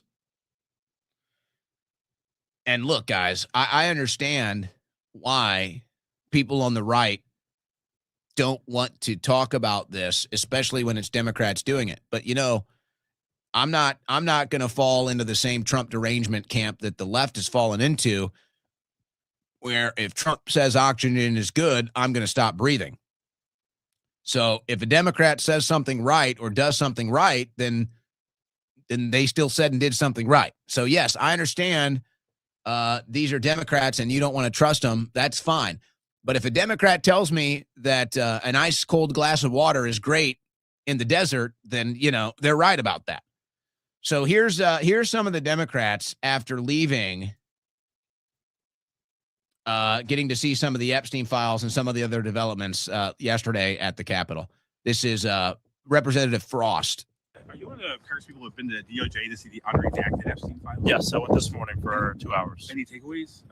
A few takeaways. Number one, there's still a lot of documents that are still redacted. When I asked the DOJ about it, they said they received it that way, which means that Kash Patel's FBI kept them redacted when they gave it to the DOJ, which is interesting. A lot of names of billionaires and elites. The second thing is there's just so much to go through. I have to go back. I actually went on Reddit and asked folks what documents they think I should look at. There was like millions of views, tens of thousands of responses. We're going to be going through that. I will be hitting the House floor to talk about the things that I've seen. And the reason I'm going to go on the House floor is because it'll be protected speech and it'll get me protected as well. But I got to go back another at least 2 or 3 times to put some puzzle pieces together and go out and speak to people about it. And the third thing is it was just horrible reading about a lot of the horrible things that people have gone through, that young women, that girls, that children have gone through, and how billionaires have been able to escape justice. Got it. Thank you, Congressman. Thank you. Now, I wish I could play more Republicans saying that, but outside of Nancy Mace, Anna Paulina Luna, and Lauren Boebert or Thomas Massey, I'm really not seeing it. I'm just not seeing it. And we know they're under orders from the Trump administration not to talk about it and not to mention it. So we have to go to the Democrats for it. It's kind of sad, but that's the reality. And now here's our favorite socialist, big booty Latina, AOC, with her comments. I think that we all saw today the performance that she had. She was screaming, thrashing, and I think it is because she knows. Imagine this. Let me pitch this with the context. She's talking about Pam Bondi here, obviously. I mean, guys, you just got to be honest. AOC's depiction of yesterday's hearing with Pam Bondi is more honest and more truthful than Donald Trump's. That is a fact. Sorry. Alexandra Ocasio-Cortez is being more honest about yesterday's Pam Bondi performance than Donald Trump is. That is a fact. I think that we all saw today the performance that she had. She was screaming, thrashing, and I think it is because she knows that she is implicated in a massive cover-up to protect a powerful ring of pedophiles through the redactions of the names of perpetrators, the holding of 3 million files, the moving of the unexplained moving of Ghislaine Maxwell into a new cushy facility. All of these things are what she personally oversaw, and that's before even digging into whatever questions may arise from her history in Florida. And I think that her thrashing and her very erratic performance today pointed to the fact that there are real questions that point to the DOJ under her leadership and her leadership specifically, as well as her role in all of this. Thank you. I think that. I like that word, thrashing. I think we're going to add that. She was thrashing. The Dow is at, checks notes, the Dow is over 50,000. So we can cover up pedophiles now. Look at the Dow. The Dow is now under 50,000 today. Nah. I can't. Oh, my goodness. AOC has a more honest depiction of Pam Bondi's performance than President Trump. How does that one feel, guys? She was thrashing. She was thrashing. She was thrashing, all right. Okay. Let's try to move on. So yesterday I mentioned, I didn't see anyone else in the media notice this, by the way, but I was covering yesterday how Pam Bondi had opposition research on all of the Democrats. And My coverage of it, though, I think I was the only one that even mentioned it that I saw in the media. We now know more, and it's even worse than I thought. It's actually much worse than what I thought and I talked about yesterday. But you can see it if you weren't tuned in yesterday. You can go see that she's going through her binder. This is her opposition research. So instead of preparing for the hearing and the questions that she knew she was going to be asked, instead she had a binder of opposition research that whenever one of these Democrats would ask a question she didn't want to answer, she instead found out some crime that was committed in the Democrats' district, and then she brought that criminal up and started talking about that crime that was committed instead of answering the questions. In fact, I'm looking back on it now. I was thinking about this last night, actually. Did Bondi answer a single question? I don't know if Pam Bondi answered a single question yesterday on the Epstein files. Did she answer one? So we knew she had a research of opposition. We knew she had a binder of opposition research during yesterday's hearing. Well, we're starting to learn a little bit more. So we got an image here. And this is one of many images that we've seen now. And I can try to zoom in. So this was her opposition research binder. Let me see if I can zoom in to give you guys a, yeah, okay. We can zoom in here.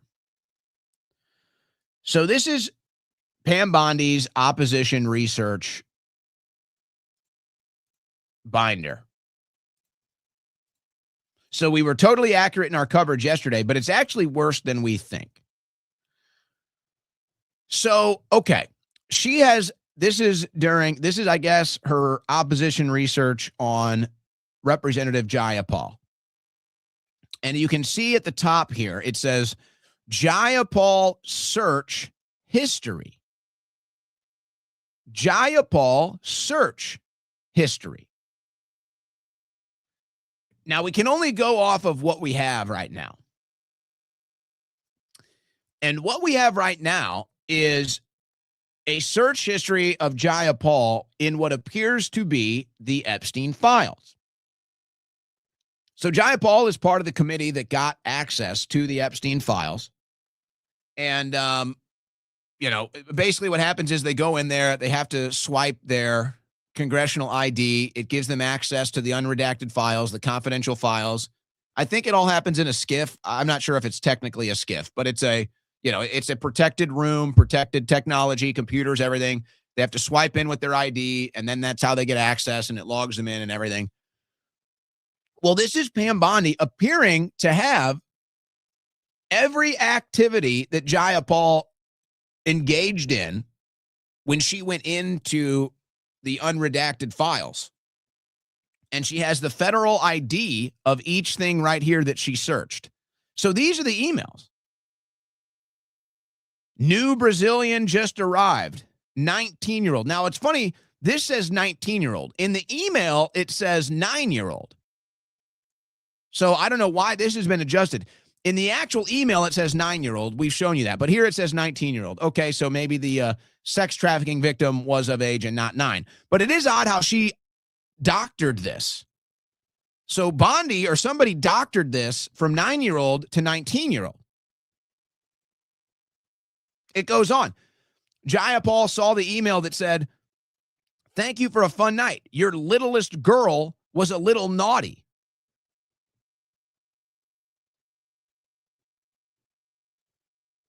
She had another email.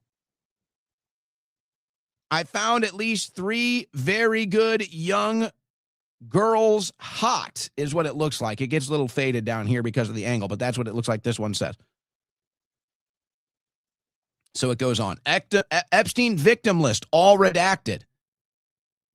"I love the torture video. Child exploitation and human trafficking." So, I mean, folks, Jayapal goes into the system, looks at all the Epstein files unredacted, and somehow Pam Bondi has the entire activity, the entire search history, and everything she did in there printed out for her opposition research binder. Now, as if that's not bad enough, so the Attorney General of the DOJ is spying on members of Congress, folks. I don't know what else to tell you about this. And we'll have this coming up next. Not only do we now see, and this is how incompetent Pam Bondi is. I mean, Pam Bondi is an idiot. I'm sorry. I can't believe how dumb this woman is. And you can talk about, a successful prosecutor and passed the bar exam and a legal graduate and all that stuff. Okay, fine. I can't take that away from her. If she's so stupid that she's going to put the evidence that she's spying on members of Congress for the national media to capture on photo and video, then I'm sorry, she's an idiot. And she is beyond incompetent to be the Attorney General. This is beyond embarrassing, folks. This could potentially be criminal. I don't even know, honestly. I don't even know. But this appears to be direct evidence that Pam Bondi is spying on members of Congress that are viewing the Epstein files. But this might actually be worse. That might not even be the worst part of it. So now we know Pam Bondi has seen the emails where they're talking about littlest girls being a little naughty. Pam Bondi has seen the emails where they talk about child sex trafficking. Pam Bondi has seen the emails where they talk about torture videos. Pam Bondi has seen all of these emails, and she still covers it up.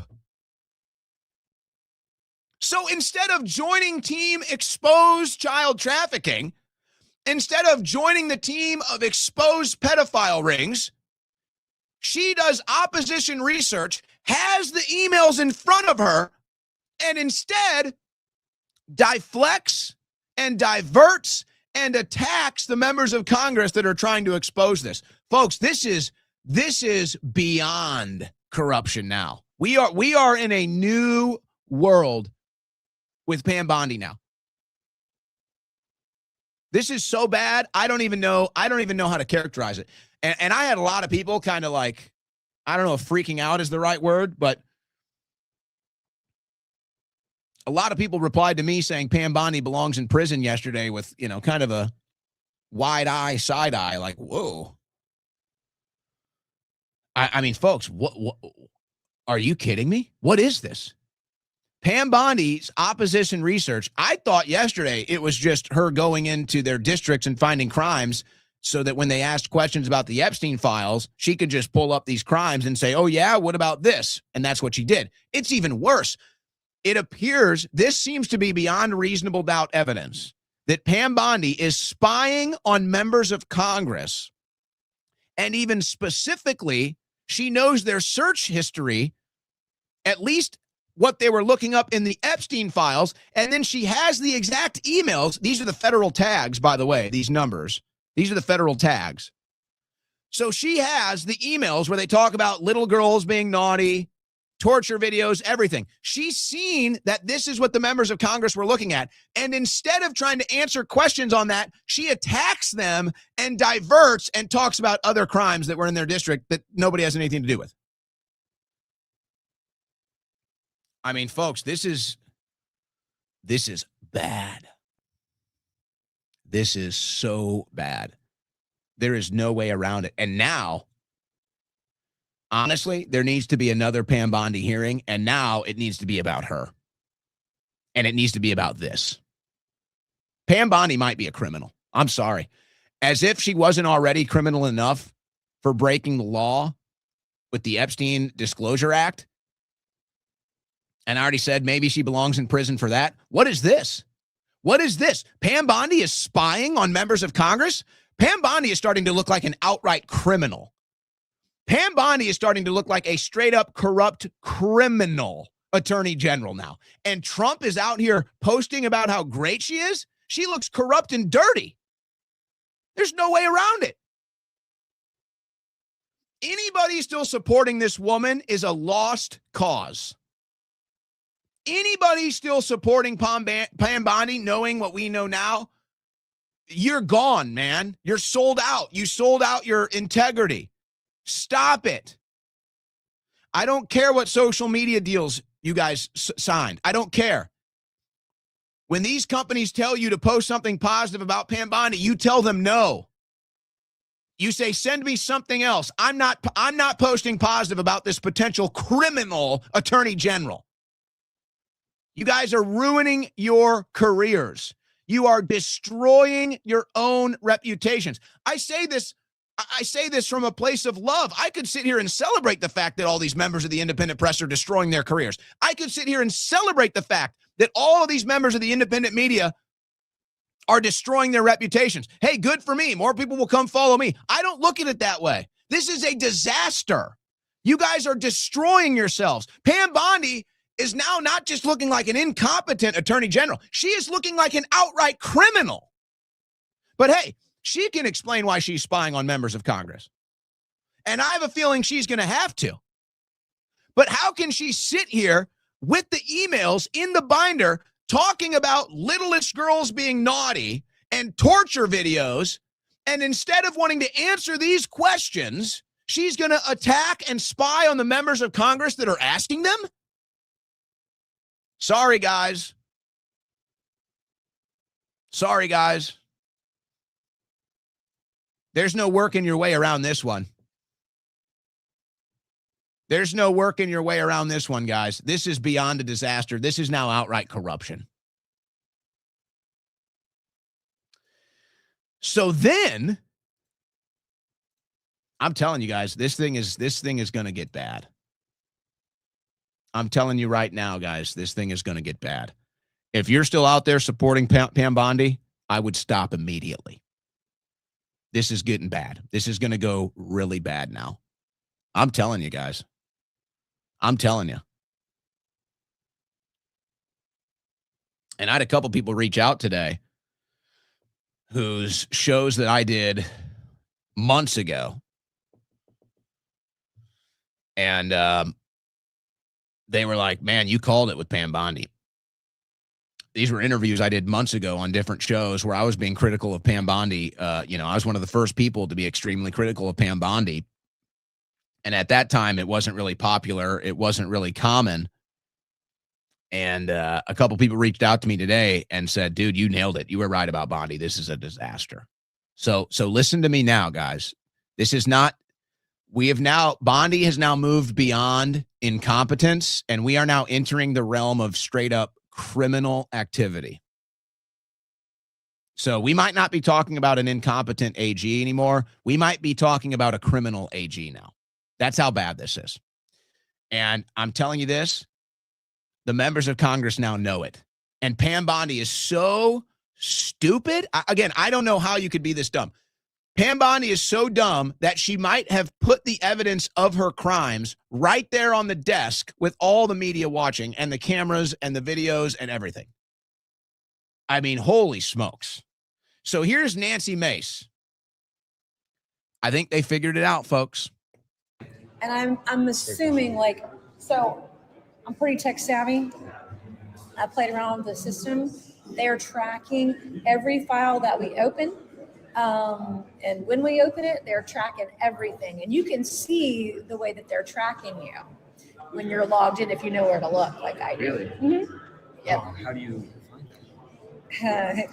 I don't want to say because then I want them to hide it. Right. But I can see how they're tracking us. Wow. So they give each of us a login with their name attached to it. And every single file that we open, regardless of if we even read it, every single file that we open, that file is tagged with our name. So they get the search history and the files that we opened. Everything. How easy is it to even navigate? What's the physical space it's like a Microsoft product. It looks like Microsoft from '95. Like a computer lab. Yeah, it's actually kind of hard to navigate. So like Microsoft from 95 was kind of clunky to navigate. This system is clunky. Windows 95. And Windows 95, Windows 95, and it's clunky. But by the second day I went today, I kind of got it all figured out and how to do what I need to do to find what I want to find. Do you think there could be some court? So they caught her, guys. They caught her. Now, Tim Burchett was asked about this because you're kind of in uncharted territory here. Quite frankly, you're kind of in uncharted territory, and I don't think anybody really knows what to think yet. But Nancy Mace and others are definitely having meetings and trying to determine what happened here and what needs to be done. I mean, they caught her, guys. They caught Pam Bondi spying on him. Now, again, since we're kind of in uncharted territory here, they're really not sure what to do. And Tim Burchett was asked about this as far as, I forget the exact question, but the context essentially was, is this even legal? Is it even legal for the Attorney General or the DOJ or FBI or anybody to spy on members of Congress activity when they're in there? And Burchett was kind of taken aback and was like, I don't really know. I'll have to look into it and get back to you. So, I mean, folks, this is bad. This is bad. And if you listen to the show, you know how I operate. Okay, I do political play-by-play. I call the game on the field. So, if your least favorite basketball player is LeBron James, well, guess what? If LeBron James steals the ball and runs down the court and does a windmill dunk, well, that happened. So you don't have to like LeBron James, but he stole the ball and he ran down the court and did a windmill dunk. That's how it went. So I don't really care how I feel about Nancy Mace or AOC or Maxwell Frost or Tim Burchett or any of these people. I don't really care. Some of them I like, some of them I don't. Some of them I like a lot, some of them I don't. Some of them I like sometimes, it doesn't matter. This is political play-by-play. This is the game. We're calling it. So I don't really care what I think about Nancy Mace. I don't really care what you think about Nancy Mace. Folks, they caught Attorney General Bondi spying on them. And you know what's ironic? On the other side of the hill, on the Senate side, and they had Keith Ellison in there questioning him. But, the Senate is complaining right now because the last Attorney General and the last DOJ was spying on Republican members of the Senate. Do we remember that? Oh, yeah. Oh, yeah. So as the Republicans are raising a fuss at the last DOJ and the last Attorney General spying on Republican members of Congress, the current Attorney General is also spying on members of Congress. We going to call this one straight? We going to call out Pam Bondi for spying too? How are we going to go here, guys? How's this going to go? Now, this may or may not be connected, but since we're getting into the Epstein files, and I don't want to spend too much time on this because it's all very foggy. But multiple people have noticed this now. So there's this image in the Epstein files. I have it on the screen. I'll have another one pulled up here. There's this image. It's got these women or young girls, who really knows, but people that know, they're saying that this image behind them on this computer is a Israeli spyware, Paragon, Graphite, and these accounts are going into it and how it's proof that I guess Epstein had access to this. It's the same spyware that our government uses. and it all checks out. And I'm just wondering if that's not connected. I'm just wondering if they're not using this same spyware now to spy on members of Congress that are digging into the Epstein files. I don't know. It may be connected, it may not be, but I can't help but wonder. I can't help but wonder. Since it's all into the Epstein files, I can't help but wonder.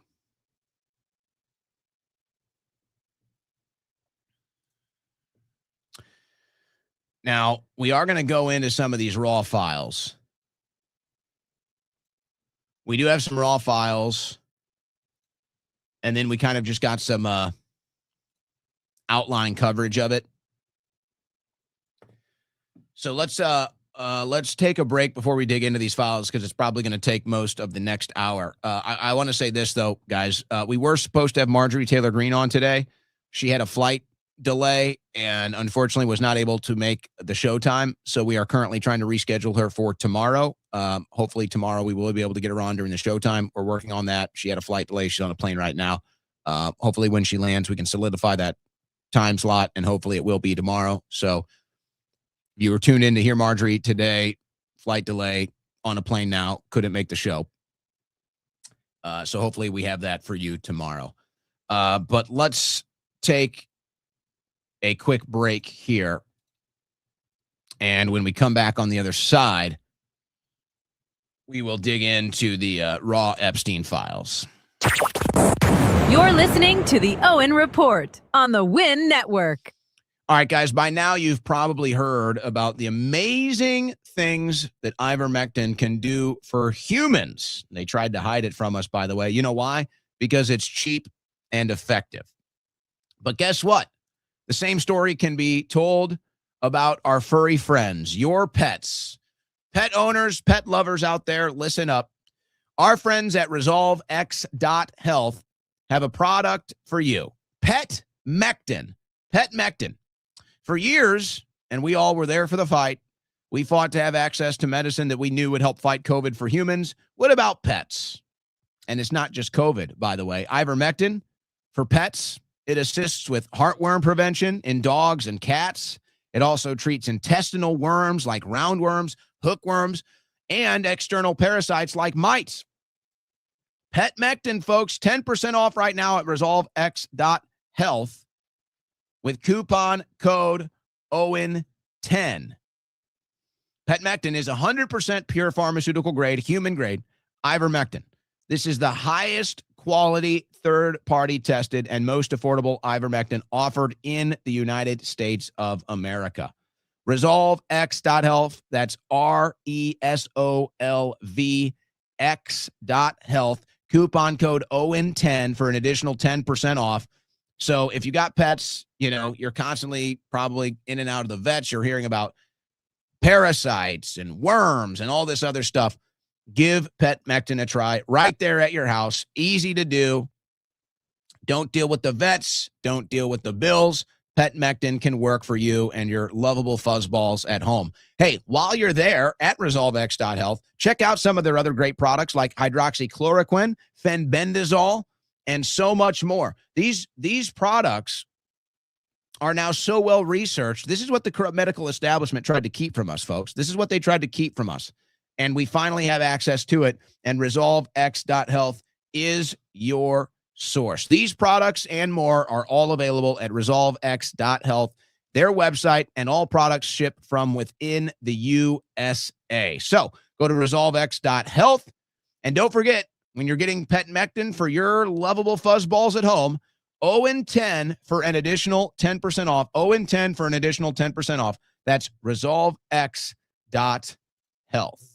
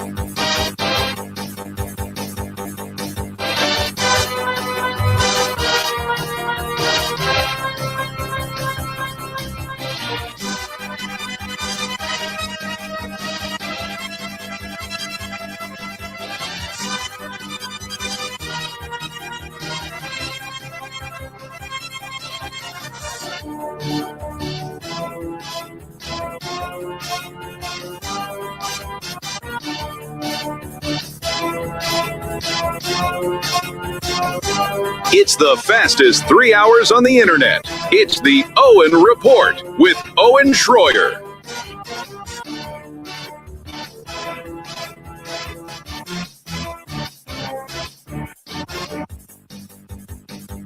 Oh, boy.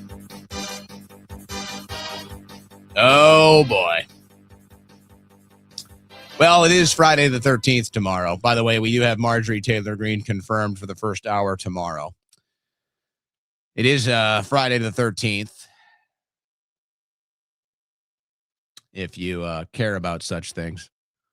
The New York Post headline.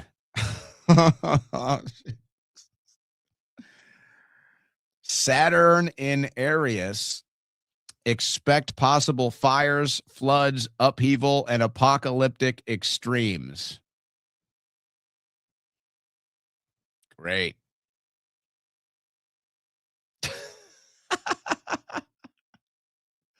It's getting biblical, folks. On Friday, the 13th of February, Saturn, our dad genes planet of structure, punishment, wisdom, and limitations, will move into the adrenaline dumpster fire of Aries. It's been nearly 3 decades since the Ringed One last set up shop in the sign of the Ram, and everyone will be feeling the effects of this transit. Okay. Okay. What kind of man-made horrors beyond our comprehension are we going to see now? Boy, oh boy.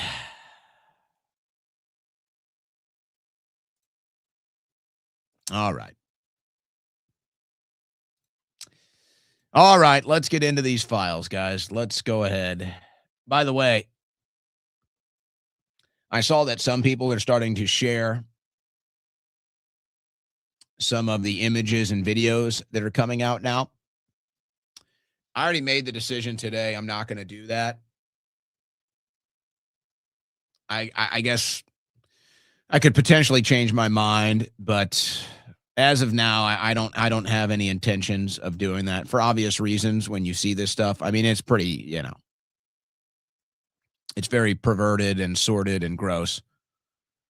But it's, only a true deviant, only a true monster, only a blackmailer would have such stuff. And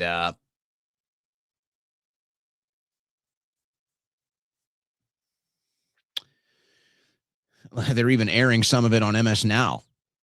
Right now, it's happening. Meanwhile, CNN and Fox are talking about Savannah Guthrie's mom. So there you go. Guys, I feel like I've been saying that they went too far with this one. They went too far with this one.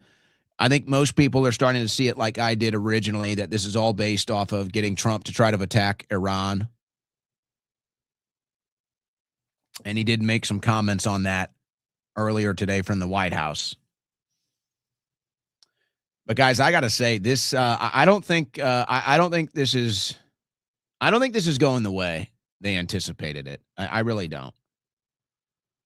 I think the monsters are going to be exposed when this is all said and done. I do.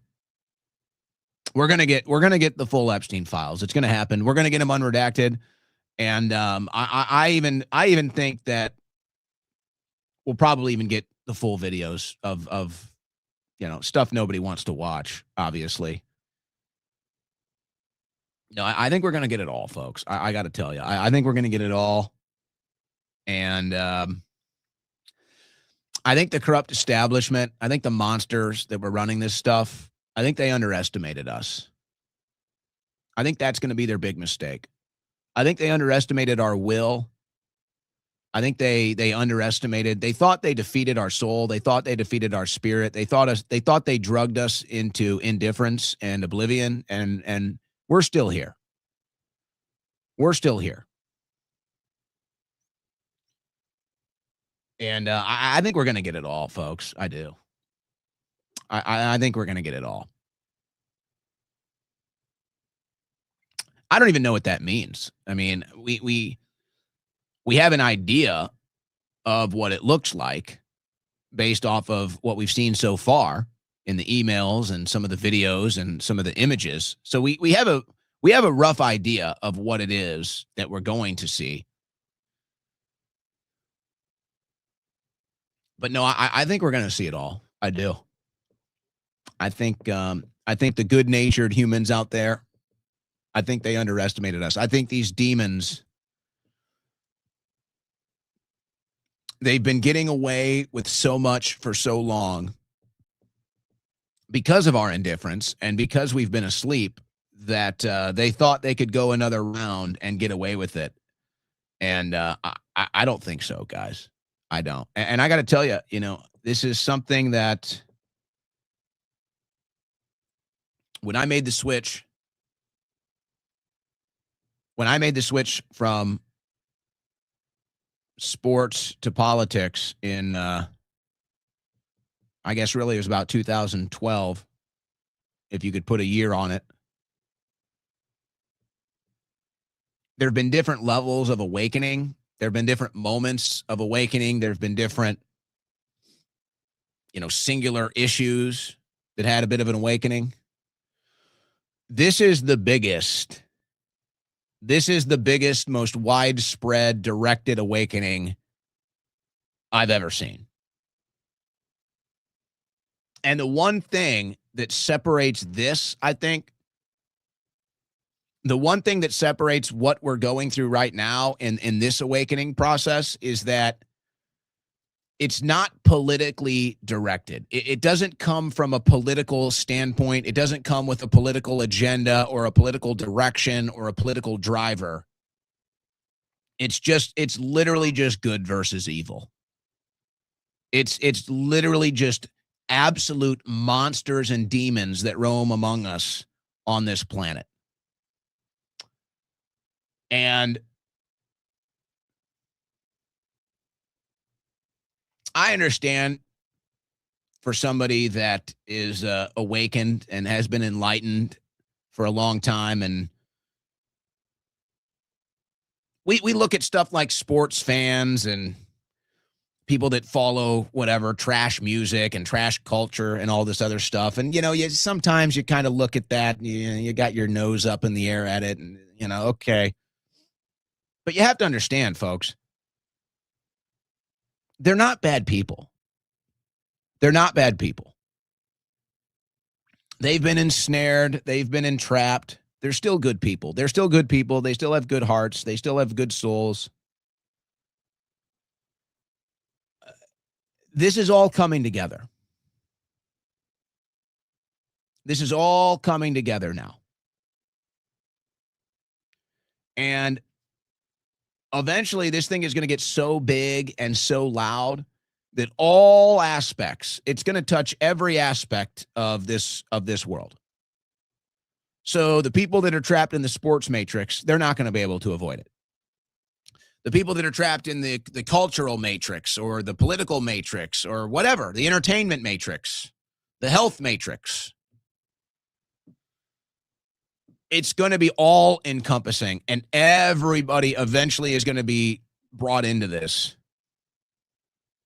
And then, as we're seeing, I think, as it's obviously hitting first the political world right now, the political world, the political media, just like it's hitting us and it's going to hit everybody else. Now we're sitting here saying, okay, who's covering this up? Who's playing this off? And then who's having the real, natural, visceral human response to this stuff?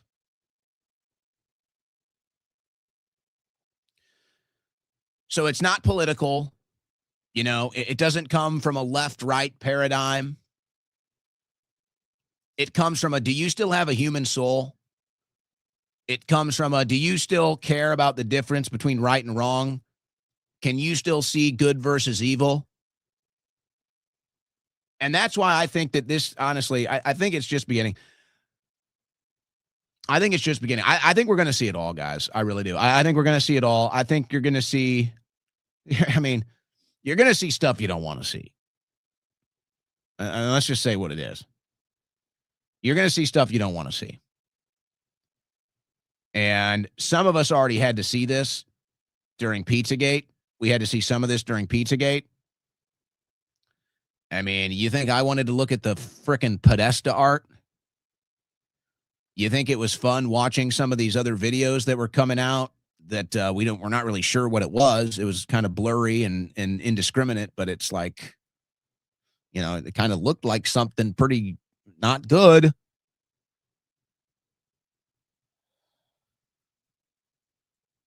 I think it's all going to come out. I think it's all going to come out, and it's going to be so bad. And eventually everybody's going to have to go through it. Everybody's going to have to go through dealing with this, realizing this, and responding to this. I think it's inevitable at this point.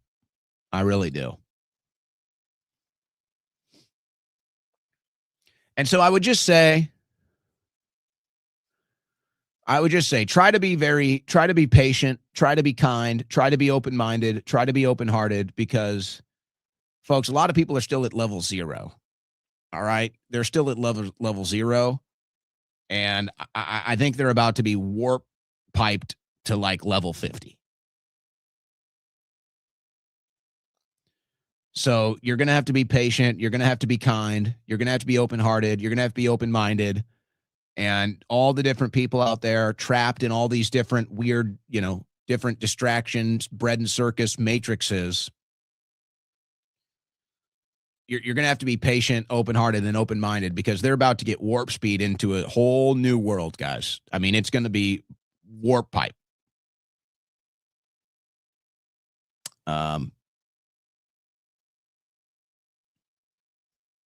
Because we're about to get into some of it here.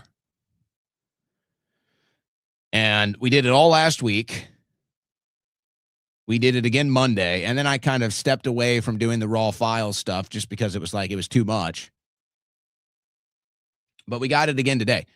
And I'm seeing some of my other, friends in the media that are more into that. They're really digging into it with the videos and the images. And I think this is just the first taste, guys. It's going to be bad. It's going to be stuff you can't even relate to, and it's not going to be, it's not going to be, oh, Jeffrey Epstein, the most prolific pedophile sex trafficker on the planet. He was just a beef jerky connoisseur. Yeah. Like, okay. All right. Sure.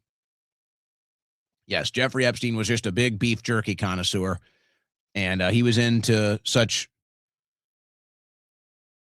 family-friendly, wholesome activities like pizza parties and grape soda, right? Of course, right. Okay, sure. No, this is going to be images and videos of stuff that you can't even comprehend. You can't even comprehend.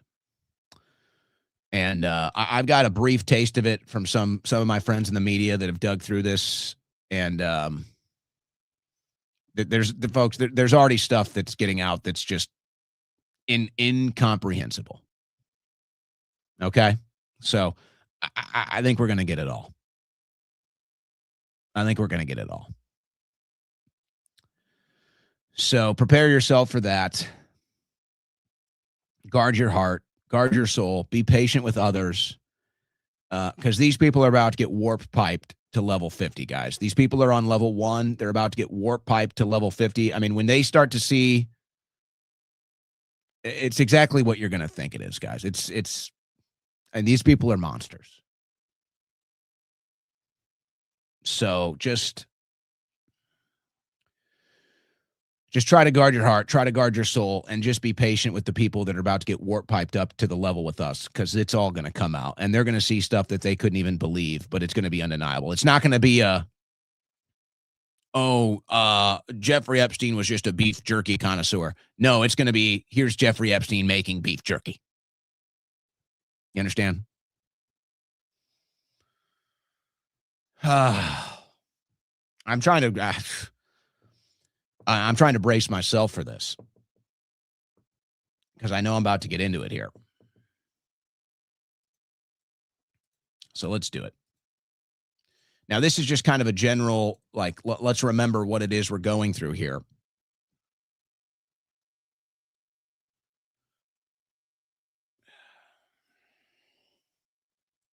Don't forget, in just one FBI raid, the FBI's own notes say they've seized 30-plus computers, 8.3 terabytes of storage devices, a book labeled Girls Pics Nude Book 4. And that might be some of these images that are coming out now, guys. So just be warned. And it ain't so innocent. This isn't, scrolling the internet for fun type stuff, okay? 8.3 terabyte with 2009 quality videos could hold 2.9 million pictures or 4,000 plus hours of video. Suggesting there is no evidence or no blackmail material is clearly a lie. Not to mention, quote, Girls Pics Nude Book number 4, when 1 to 3 were never found, and other catalogs referenced women, not girls. So I'm just telling you guys, brace yourselves. And you might want to try to avoid it, and I don't blame you. But I don't know. I don't know. It might be unavoidable, honestly. This stuff is so dark. I'm hesitant to even go into it right now.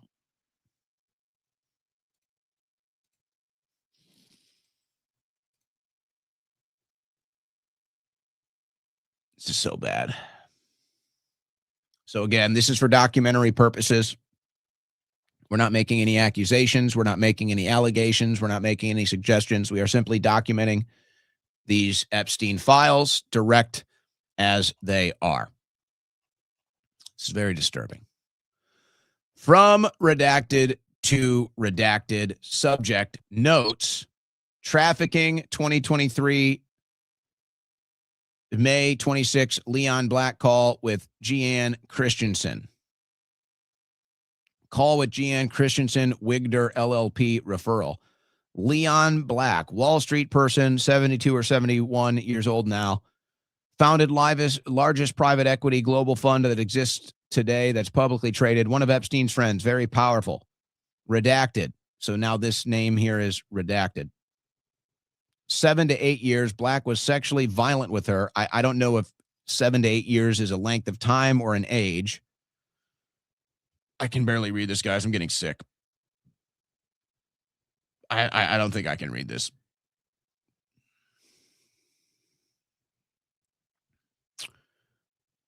If you want, I'll just leave this on the screen for a moment. I can't read this, though.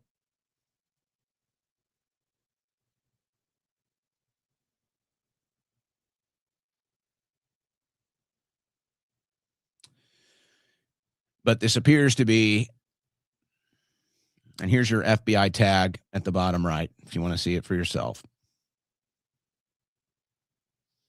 It is describing some very serious sexual abuse in what could be interpreted as against a 7 or 8 year old.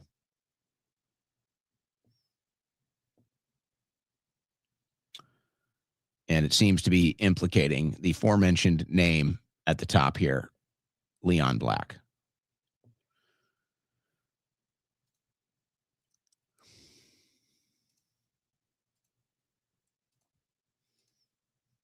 Maybe worth noting, Leon Black's son, Benjamin Black, works inside the Trump administration. Chief Executive Officer to the U.S. International Development Finance Corporation.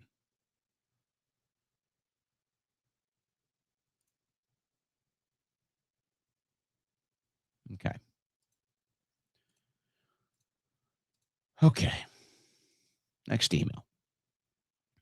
From Marty to Jeffrey Epstein, November 2012. Subject, Dear Jeffrey. I don't recall whether I mentioned that the day before the formal YIVO event, Bill and Karen Ackman are hosting a small, if not actually really intimate dinner at their house with Baron de Rothschild and some star intellectuals, Faoud Ajimi, Michael Walzer, Moshe Halbertal. The food will be good. The talk better, believe me. So the Ackman event is December 3. By the way, he is the chairman of the December 4 benefit and a serious contributor to YIVO. These will not be redundant occasions. It will be wonderful for me to catch up with you. I remember when we first met, dinner at the Sadfies with Henry and Nitsa, and also our rape sing around Old Bond Street in London. All of this to say, I hope you make it up to New York. Guys, give me a second to look at this. I'm trying to make sense. Has anybody landed on a conclusion of what these equal signs are all about? It's obviously not a typo because we see it so often here. So I don't think it's I don't think this is a typo. And I mean, we all send messages and emails. I don't make typos with these things. So I don't know. What has anybody determined what the equal signs are yet? I'm wondering if the equal signs aren't some sort of a hidden like decipher or something. I don't think anybody's reached a conclusion on that yet. Has anybody? I mean, I'm typing in what I think would be so it'd be E I W. I mean, I don't even know. So it's not really spelling anything.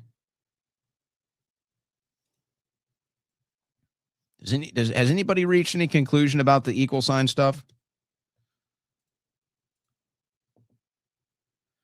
I'm assuming this is the same Bill Ackman that was connected to TPUSA, but I guess we don't know for sure. Maybe somebody will ask him about that.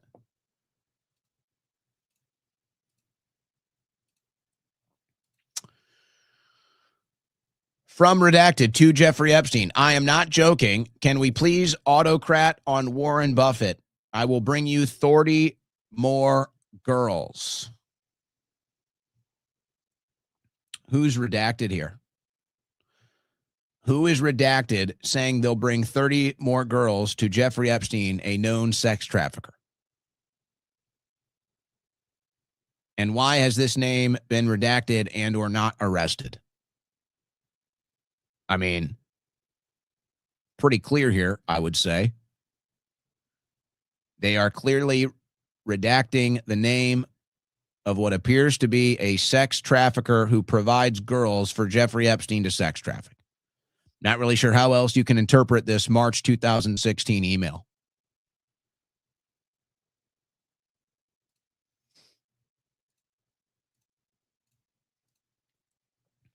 From Redacted. And by the way, I will say, whoever did this redaction screwed up pretty royally. And you can see they left some of the characters here not redacted. And so, you know, you can put in the effort and determine who this name, and others have. Now, I'm not going to say it for obvious reasons, but others have reached the conclusion of whose name that is because they didn't even redact the full text. Okay, so that's pretty screwed up. But regardless, from Redacted to Jeffrey Epstein, this is a June 2014 email. And I guess the email starts down here. From Redacted wrote, I give you permission to kill him. He is apparently with Olga. He lied to you and he lied to me. And then here's that whoops. So here's that whoops again. Every time they seem to talk about somebody dying or killing someone, whoops comes up. Seems to be code for killing someone, guys. Whoops. No one will lie to you and get away with it from me. No one. Whoops is correct. Guys, I'm telling you, this is all coming out. It's all coming out. These are... It's unavoidable. Let's just keep documenting before I say anything else. A conversation between Jeffrey Epstein, Karina Shuliak, and Redacted. Starts down here. Redacted. Good morning, Stephanie. Jeffrey is requesting a price list for the birds. He is also wondering about cages. I'm not sure what size cage these birds should be in. Could you check whether they sell cages? I also do some research online. I will forward the cage info and get pricing. Hi, Redacted. Here are the cage photos. Ramson is getting the pricing for me. I also have attached some lemur and cat pics. These are options as well. Here are some cage pictures. Ramon is getting prices. Oh, I didn't realize they are so big. Are you going to put one of these big cages inside of the round wall on top of the mountain? Maybe they're just talking about birds in cages, but some of the victims did claim that they were put in cages. From Epstein to Oliver Colum. Could you organize a discreet meeting between Sarko and Hillary Clinton in New York? If not, who should we ask? Meetings with Hillary are not easily discreet. When? Yes, right. As for whenever possible from December, might come to New York and Washington for contacts with U.S. Department of Justice and Treasury. So Epstein was organizing meetings for Hillary Clinton and the Department of Justice and Treasury? Excuse me? And this obviously appears, I'm assuming this is somebody from France. Epstein was a contact to get meetings with Clinton, the Department of Justice, and the Treasury, is what this email appears to reveal. Oh, my. Emails between Epstein and redacteds. Both are welcome to our secret society. They will join Joy Ito, Ed Boyden, and Caleb Mit Agro.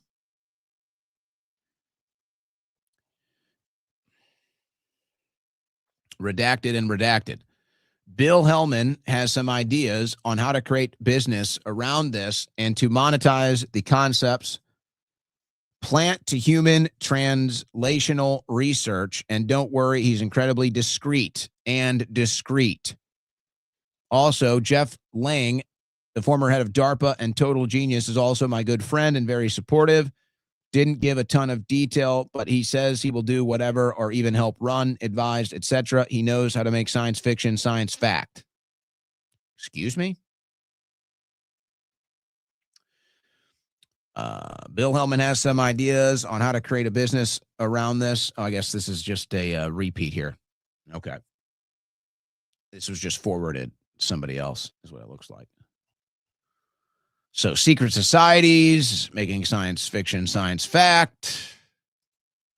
What are we talking about here?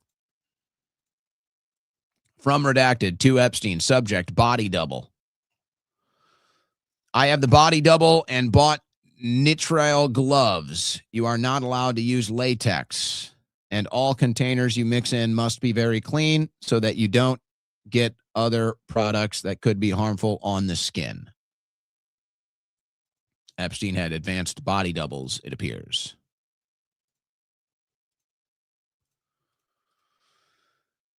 From redacted to Epstein, body double. Located the body double as there were none on the island.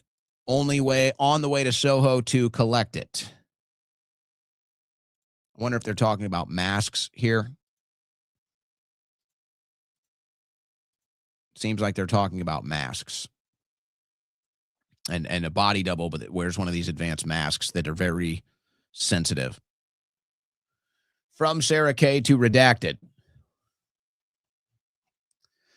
Wanted to make sure you guys knew J.E. told Wendy to get rid of all the, quote, show animals on the ranch. The miniature horses, pigs, turkeys, goats, Diablo, etc. Diablo? Wendy said she will try and sell what she can. I don't think Jeffrey Epstein much cares what happens to them, as he said to just kill them. I think the only thing we're keeping is the chicken for the eggs and the horses, which some can ride. Well, I'm assuming they are talking about animals here. Whatever show animals meant.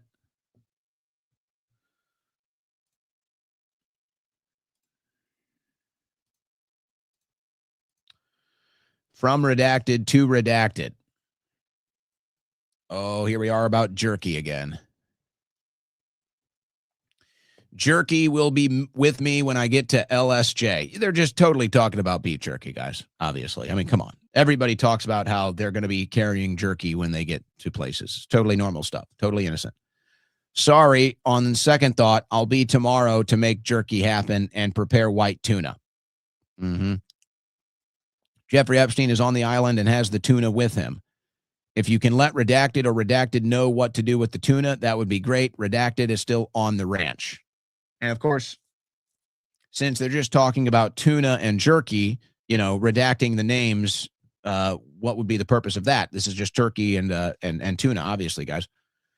Got it. Sent redacted an email. I think they're going to attempt to make jerky as well. I haven't gotten any emails till today about any of this, and now it seems to be too late. I need to know if he's out of jerky and things like this happen, and things like this before it happens. I would rather come in and make more on a day off than be so far away that it is not possible to fix things that are wrong. It is actually easier that way. Sounds like Epstein is addicted to jerky here. Totally normal. And it's so hard to get. I can't go down the street to a gas station and get jerky, right? You got to make it at home. I understand he left on Wednesday last week and had quite a bit of jerky that we sent with him. He must be going through it like crazy. Obviously, we're just talking about jerky and tuna here, and that's why we need to redact the emails, and that's why it seems like some sort of obsessive habit. Totally just jerky, guys. He's just a jerky connoisseur. Come on. To Soon Yi Previn from Jeffrey Epstein. I'm in town Sunday, Monday. Walk, food. Have you found a soon-to-be corpse for Lorinda? A soon-to-be corpse for Lorinda. Friday, 6/6/6. No, I guess that would be 7. I don't know. They interpret these times so where. Oh, my goodness gracious.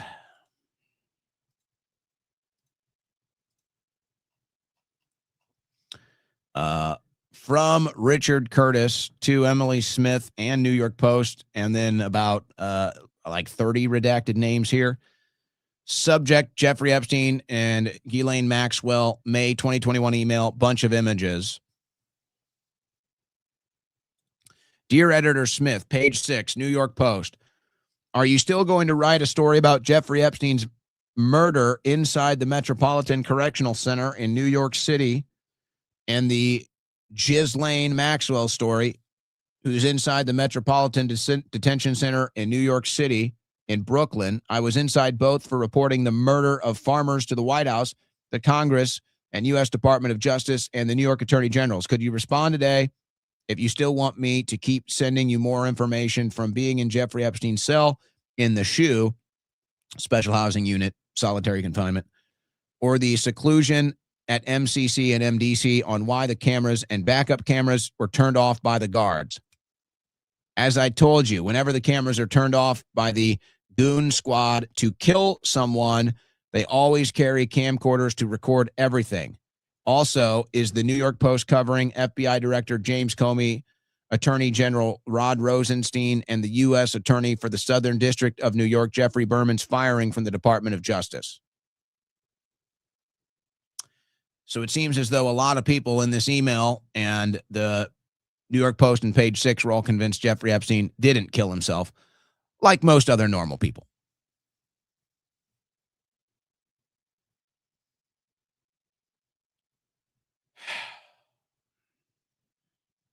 All right. So a lot of the Epstein, a lot of art has come out in some of these files, a lot of art from the victims. Now, I chose not to put a lot of this on the screen for obvious reasons. It's either depicting violent acts or sexual acts or acts with minors or all three combined. So I just nixed those in the final transmission here. But we do have some other art. Amber Woods is the name of this account. So we're going to kind of go through this in the process. Epstein network survivor painted this and emailed it to the FBI, pleading for help and safety just last year. Why is the man in the sofa in the red tie redacted from this survivor's art? And so you can see here with, okay, here's the original redacted in the files. She got the original from the actual artist. Your guess is as good as anybody's as to what's being depicted here, but that does look like Attorney General Bill Barr and Epstein. This appears to be a younger picture of Epstein. Not sure what this is. And it does appear that that's a picture of Trump and Barr. And I'm guessing that whoever drew this is trying to draw it from memory, maybe.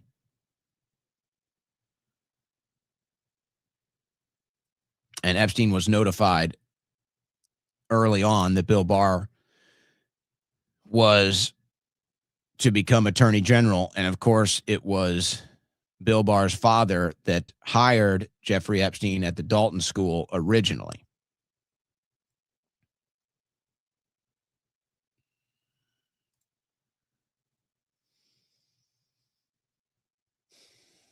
Here's another one. Think what you want about this.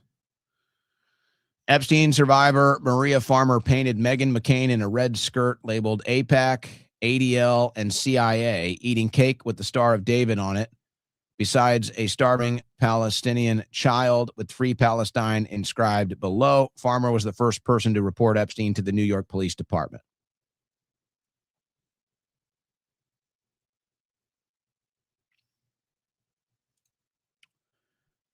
The rest of the art I can't show you. The Kardashians, apparently in the emails, if you want to see this coverage from Ryan Rosebiani, he gets into it here. You know, I don't really want to get into the Kardashian angle or the supermodel angle. You can for yourself, and I don't think anybody would be surprised if these witches were involved in some way, shape, or form, but this is just way too convoluted. It would take way too much time. Yeah, they're in there as well. And then if you want to find that, Ryan Rosebiani here has those files and that information. Somebody found this image of a baby, a sonogram inside the emails. And she explains why this is so odd or concerning to her. Okay. I was popping around in the forums, as I love to do, and I came across a post where someone is pointing out that one of the sonogram photos in the files is different than some of the other photos and emails related to pregnancy that we have seen thus far. So as you guys know, so far we've seen a lot of things related to pregnancy. There is a video sonogram in the files of an unknown baby. There are countless emails where girls are coming to Jeffrey to let him know that they're pregnant. We've seen pictures of baby bumps, videos of baby bumps. We've seen the DNA kit. Yes, we know that there are babies in this mix, but what's different about this sonogram than all of the other mentions of pregnancy throughout the files is the date. This sonogram was taken in 2024. Jeffrey had long passed away at this point. 2024? Whose baby is this? Is this one of Jeffrey's frozen seeds? That is so incredibly recent. Like, I am so confused by this. But like I said, someone in the forums pointed this out, and I thought it was incredibly interesting, because how would a baby born in 2024 have anything to do with Jeffrey's case? Unless it's like one of his like children that, I don't know, the FBI tracked down. I have no idea. Let me know what you guys think in the comments. So I got a couple more of these things. We're almost exhausted on our content for today, and we'll get into the super chats. But let me just kind of pause and interject something here. The reason why I was talking about earlier how this awakening that's happening right now over these files is a lot bigger than we understand, and why I think that it's about to go nuclear scale. You have to understand, and you know, for somebody like me that you know, my job, you could even say my addiction, my affliction is media consumption. I mean, I'm you know, it's like I consume media immediately when I wake up. I consume media until I fall asleep. I wake up in the middle of the night. I consume media. So I'm not promoting that as a lifestyle. It's probably unhealthy, but this is what I do. I'm obsessed. I'm addicted. And even somebody like me, it's a lifestyle choice. Even somebody like me that probably consumes 8-9 hours of media a day, you know, it's constant. And like, I have my own lane still. I like my media consumption is like a 8-lane highway, let's say. Most people's media consumption might be a 1 or 2 lane highway, maybe 3. I'm like an 8-9 lane super highway of media consumption. And it moves fast. There's no traffic. It's moving. But you have to understand that even somebody like me that has an 8-lane super highway of media consumption, like there's still entire worlds and highways and road systems and ecosystems of media that I don't even, not even on my map. And a lot of it is interchangeable enough that I feel like I'm not really necessarily missing anything, but, you know, you have a limited capacity. So, folks, I mean, there's entire worlds out there, like the video you just saw. That's from TikTok. I'm on TikTok 0. Reddit, 4chan, other internet forums, other places where kids go and do video games or streaming and other stuff that I'm not even there. And all of them are doing Epstein file content. All of them. So that's what I'm trying to say. This is what I'm trying to express here. This is what I'm trying to depict here, folks. Like, this is not limited scope. This is not limited scale. This is not only touching the normal places where political news and current events would hit and take off. It's hitting everything. I mean, they're doing in like these video games, and they're like building Epstein Islands. They're doing like these video game chat forums, and they're doing Epstein jokes and Epstein depictions. It's everywhere. It's the kids. I told you, I made a joke, just like, I don't know, let's see if it would hit or not. And yeah, I like to think I'm hip. I like to think I'm kind of cool. Maybe I'm a total square, but you know what? That's kind of cool in its own way. It's hip to be square. But you know, I don't have a kid that's in high school, but last night's an example. I'm playing basketball with some of the local ball players here till like 11 at night. And I make some joke because I don't really have the time. I don't even have a clue. Like, I don't have a clue what they're talking about. But, you know, sometimes I might interject or try to figure out what the hell they're talking about. And I made this joke, and I said, oh, well, you know, at least I'm marked safe from the Epstein files. And they got it. Like, they got the joke. They laughed at the joke.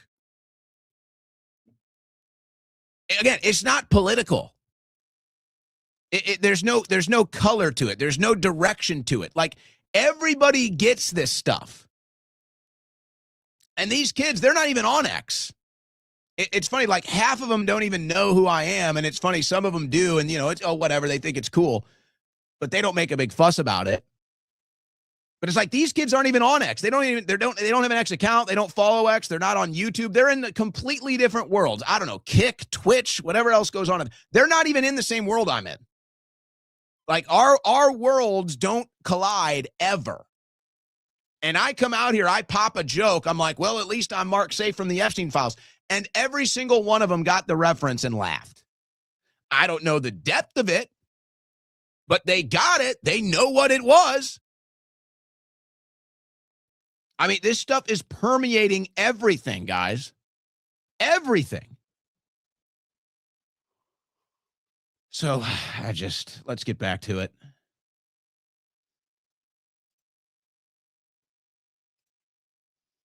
All right. Actually, okay.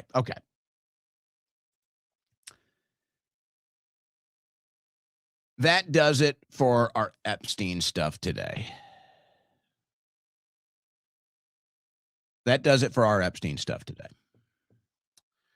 Let me do this. As we're getting close to the end of the show, we can do a little bonus today. Let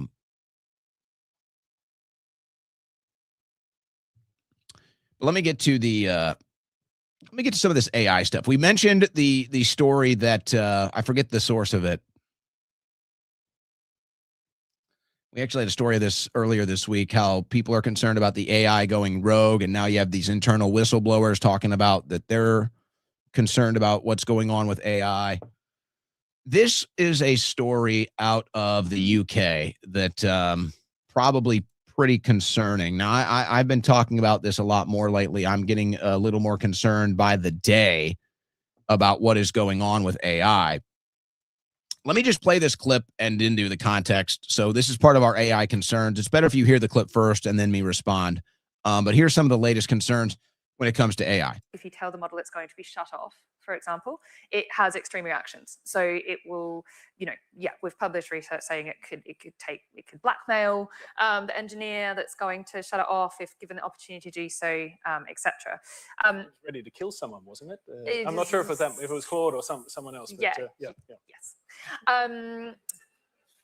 So this is obviously massively concerning, and this is the point I was making about kind of needing to progress research on alignment, which is this topic, this area, which is, how aligned are the model's values across the whole distribution, including in stress scenarios, to the point where if you've got this model out in the public and it's taking agentic action, you can be sure it's not going to do something like that. Now they mentioned one AI, Cloud. If you tell the model it's going and this is not the first story we've heard about AI model basically going into a survival instinct, a survival mechanism. They mentioned the AI Claude. They didn't really land on a conclusion if that's exactly the model they're talking about, but the one guy brought it up. The reason why that interested me, because Claude just spent millions of dollars on TV advertising. I mean, I assume millions. They were running ads during the Super Bowl, so it's got to be in the seven figures.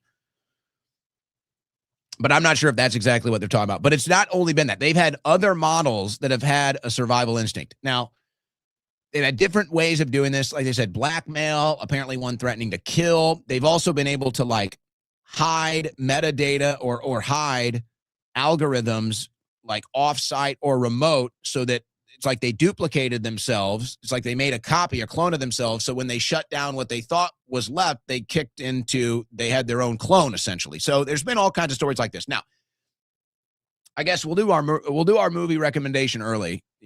We try to do movie recommendations on Fridays for your weekends. So here's your movie recommendation for this weekend if you want to watch a movie with your friends or in solitude, whatever. Great science fiction movie called Ex Machina. It's all AI. It's an AI plot. Really a fantastic movie. It's kind of a slow burn, and it's kind of one of those movies that you don't fully appreciate till you've watched it even once or twice or three times. Maybe a little bit of a spoiler alert here. So, okay, if you're going to watch Ex Machina this weekend, maybe spoiler alert. So what they do is they're testing an AI model.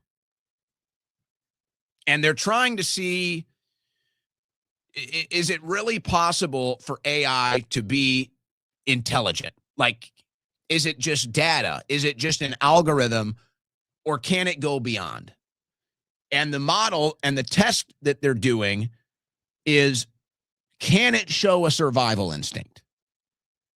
Now, I won't go into the full detail I won't do a total spoiler in case you haven't seen it and you want to watch it this weekend. But that's the idea. The idea is that, okay, we have what we think is AI. We have a concept of AI. We have a model of AI. Here it is. But what is it really? And they decide the only way we can determine if this is truly, if it has any sentience at all, and it's not just data and algorithms, is, can it develop a survival instinct? Well, folks, we now have multiple AI models that are developing a survival instinct. So if that's the mile marker to say, okay, we've made it, this is now artificial intelligence, it looks like maybe we've got to that point. And, yeah, I mean, that's pretty disturbing, I would say. That's pretty disturbing. Pretty concerning, even. And so, I've gotten a lot more skeptical about this recently. And even this week, I said, I think it might be time to just hit the pause, even. Well, guess what? It looks like Bernie Sanders has reached the same conclusion, and he's even going to introduce legislation to stop this. Listen to this. Well, here's what I think, Chris, and it's the reason why I'm going to introduce legislation for a moratorium on data centers. And data centers are the infrastructure for AI. I think we have not a clue. We are totally unprepared for what is coming. And what is coming, I think, as you've just indicated, it is not just robots. Bezos at Amazon talking about replacing 400,000 workers, and other companies doing similar things. It is impacting entry-level jobs for college graduates. There is no profession out there that is not going to be hit. So I think you're going to see massive job loss. And I think also what you are seeing now is literally a cognitive decline among young people in this country. Their attention spans are worse, significantly worse. I worry very much. What used to be science fiction, that the computers will take over, there is now a legitimate fear that artificial general intelligence will not only become smarter than human beings, they'll be able to communicate with each other independent of humanity and the implications of that. Bottom line is, I'm not a Luddite, and we have got to make sure, though, that AI and robotics work for working people, not just to make these billionaires even richer. A handful of billionaires, it's Musk and Bezos and Zuckerberg and Altman and Ellison and some others. The richest people in the world are pouring hundreds of billions of dollars into AI and robotics. Do you think they're worried about the implications of that for working people, the middle class? I don't think so. I think we got to take a deep breath. We got to slow this thing down. We got to work on international treaties with China and other countries. But I think people have not a clue about what is coming down the pike with terms of AI. Now, folks, I can disagree with Bernie Sanders on 99% of the things he says. And obviously, I don't align with Bernie politically. But I got to say, I actually think he's right about this. I think directionally he's right about this. And I wish we had other people in Congress talking about it. I do. And I think the reason why we don't is because of the money. There's so much money pouring in. The tech lobbyists, the lobbying firms are taking over. They're buying politicians left and right as well. And yeah, it is Elon Musk. And I've explained this before, and I know I get a lot of pushback from the audience about Musk's involvement in it, and I'm perfectly okay with that. That's perfectly fair. But I feel like, and Musk has said it before, he's not even really interested in this stuff. Like Musk wasn't even interested in he's not even some guy about free speech or a social media app. He purchased X because he felt he had to do it to save free speech. Musk has said similar things about AI. He's not even into AI. He doesn't really like AI. That wasn't something he ever thought about getting into. He felt that he had to because everybody else in the AI world was totally corrupt and hated humanity. So you guys can attack Elon Musk. It's fine. And you can attack me for saying that. It doesn't bother me. I totally get it. That's where I stand. Just like I can disagree with Bernie Sanders 99% of the time and not be aligned with him politically with his left-wing values, and also listen to what he just said there and say, you know what, I think he's right. I think he's onto something. So, and by the way, they're already using AI to censor us. They're already using AI to censor us, and they're using AI to target certain people politically. And if you want an example of this, here's one right here. This is Tom Alexandrovich, who got arrested in a sting operation. He's an Israeli cybersecurity expert. He got arrested in a sting operation, soliciting minors. And here he is talking about how they use AI to submit information to governments, in this case, people that they call anti-Semites, to get censored and shut down on the line. Tom Alexandrovich is with the National Cyber Unit. He is the head of the Technological Defense Department. The state prosecution received almost 30. I think it handled 26,000 and received about 40,000 inquiries starting from the 7th of October regarding inciting content, about content that leads to demoralization, about some malicious content. This is huge data. 90% of this data is all under the Meta group, which includes Instagram, Facebook, and so on. There are organized campaigns on this issue. We saw a lot of posts. A lot of posts that the prosecution removed. Several hundred posts of content associated with It is an initiative that came from Iran. It is not only about such enemies. We are also talking about activists or other anti-Israeli activities that are organizing against Israel. I also encourage people to report to us so that others can benefit.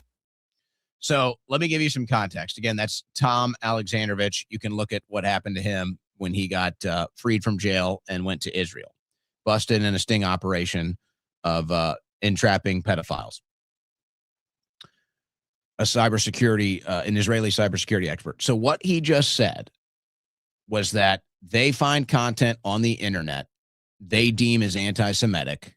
They claim it's all from Iran. Of course, it's a lie. It's all based here in the West. It's all based in America. It's not Iran propagandizing you.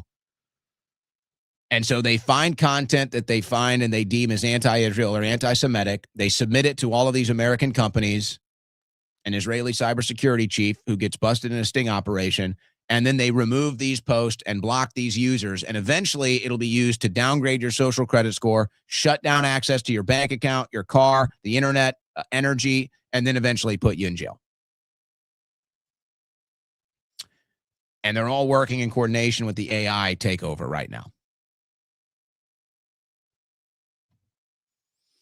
Kind of a, probably an issue, don't you think? And, it's all about reparations, right? Illinois City hands out $25,000 cash payments to 44 black residents through reparations program. Isn't that nice? $25K in cash to 44 black Americans for reparations. Oh, man. Here's an example. How did that one squeeze itself in there? What the hell? Going back to the other topic. Here's an example right here. James Fishback is getting censored off of Instagram. I'm sorry, TikTok. Excuse me. James Fishback is being censored on TikTok, which, of course, just got taken over by Larry Ellison, #1 private donor to the Israeli Defense Forces. They're censoring James Fishback right now. So you see, that's what they do. So Fishback running for governor of Florida. He's against, I mean, it's not fair to say anti-Israel, but whatever, for the sake of the conversation to make it easier. He's an anti-Israel candidate. And so the Israeli interests are censoring him on TikTok. See how it works? It's all happening, folks. It's all happening. All right, let's do one thing before we get to the super chats and go into bonus time. We mentioned video games earlier. And it's funny because I was kind of thinking something similar to what happens in this podcast. I don't know whose show this is. But they're talking about video games and how older video games wired children's brains differently than how new video games do today. And it's so funny because I was thinking this exact same thing. And every once in a while, I kind of talk about video games. And I was recently talking about, I got a Switch 2 for Christmas. And I was playing some of the new video games. And I was like, I was so let down at how bad they are. It's like, I would rather play Super Nintendo, N64, whatever, these games from the 90s, early 2000s, than it's like all these new games are just slop. But I was thinking about what they were talking about here. And it was incredible when they said it like this. And I was like, oh my gosh, that makes total sense, especially with some of these new games that even I've played. So listen to this. So the psychologist explained why 90s kids think differently than Gen Z. It said the games that you played as a kid literally rewired your brain.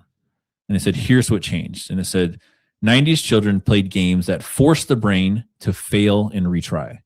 Mario, Sonic, Prince of Persia. You only had 3 lives, no saves, and no hints. When you lost, you learned patience, planning, and frustration tolerance. Today, many games guide kids step by step, autosave every 10 seconds, and remove the real challenge.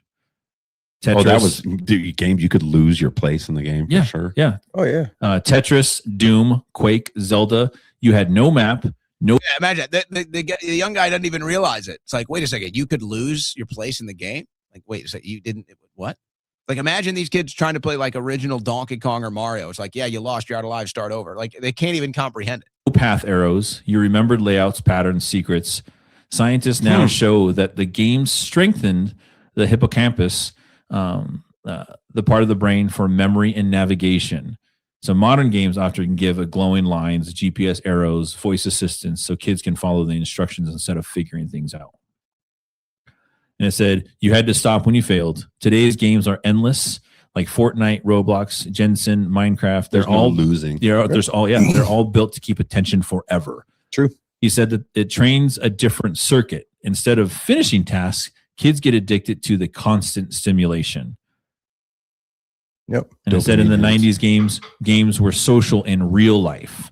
So you went to a friend's house, sat on the same couch, argued over controllers, shared secrets, passed levels together. You know, there was always that friend, right? There was like, dude, I'm good at this. Let me do this part. You know, and you're like, yeah, he's good at this. Let him do this part. Yeah, you would share.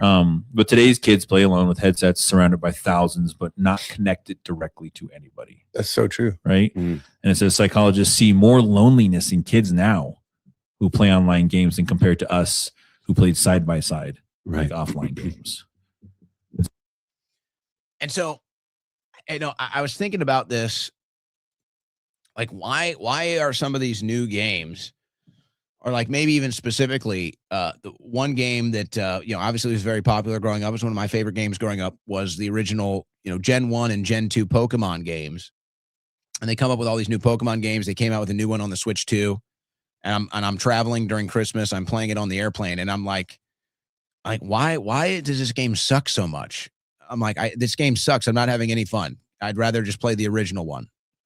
And I realize it's like, it's all redundancy. It's kind of like what they're talking about. Like, there's no challenge. There's no advancement. There's no strategy. There's no problem solving. There's no mazes. There's no puzzles. It's just, here's the game. Do the same thing over and over and over again until it's done. I do wonder how much that is affecting these kids, though, because there is science that has proven that there are some games you can play that can advance, you know, intellectual activity, brain activity, rewire your brain in a good way. And then, you know, look, there's obviously other issues with video games and addiction and staring at TV. So I'm not, you know, there's positives and there's good things, but it's just like, there is no problem solving. There's no mazes. There's no discovery. It's just full on redundancy. Just same thing over and over again. I don't know. It's, I can't really stand it. All right. Let's go into bonus time coming up. We'll take a short break. Super chat coming up on the other side. You're listening to the Owen Report on the Win Network.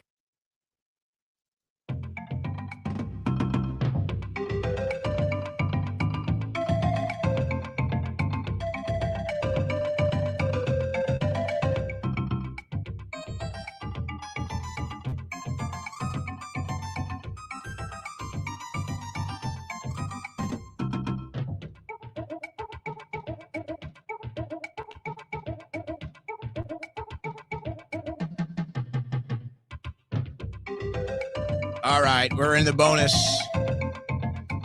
We're in the bonus.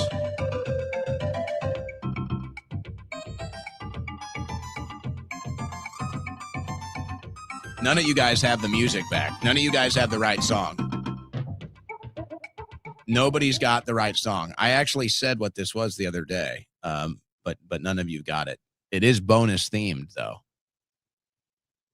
There's a reason why that's our bonus music, but none of you've gotten it yet. Not a single person. I said it the other day. You guys must have missed it. Pay closer attention, guys. There it is. That's the Donkey Kong Bonus Room Blitz. These kids couldn't handle original Donkey Kong. Donkey Kong 2 was the best, though.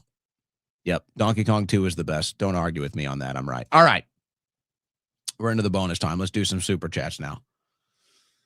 Here we go. Dust Volt, make jerky great again. Well, I think Epstein's still alive, so maybe there's hope for that.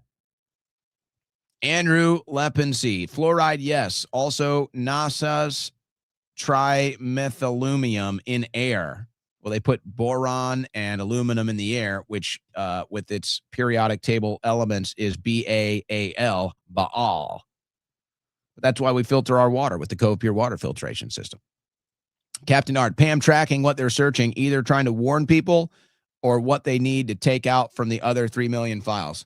They need to have another, I mean, eventually she'll have to have another hearing, but it's like there needs to be an emergency hearing. The media is like, I don't know if they'll ever hold Pam to account on this. I will say they are covering this right now on MS Now. MS Now is doing coverage of this, and they got some statements from Nancy Mace, who was kind of the first one to put 2 and 2 together with this. I'm telling you, folks, this is a huge scandal. This is a huge scandal. I don't think people are going to be able to really comprehend it. And when you have the MAGA cult running around, running cover for all this corruption now, it's hard to really understand. I'm telling you, folks, this is a major scandal. Pam Bondi is caught up in massive scandals now. It's beyond a disaster. Videos of Doug. Something you said in the intro made me wonder, were most of Trump's good ideas coming from Charlie Kirk all along? I don't know, but the ratio of good ideas to bad ideas right now is not so good. Tay from Florida, I block all DJT campaign emails as spam. Smart move. I get these sent because I've done the same thing. Folks, the Trump emails are really bad and really pathetic now. They're begging, and they're like, oh, please love me, save me, help me. Oh, it's pathetic.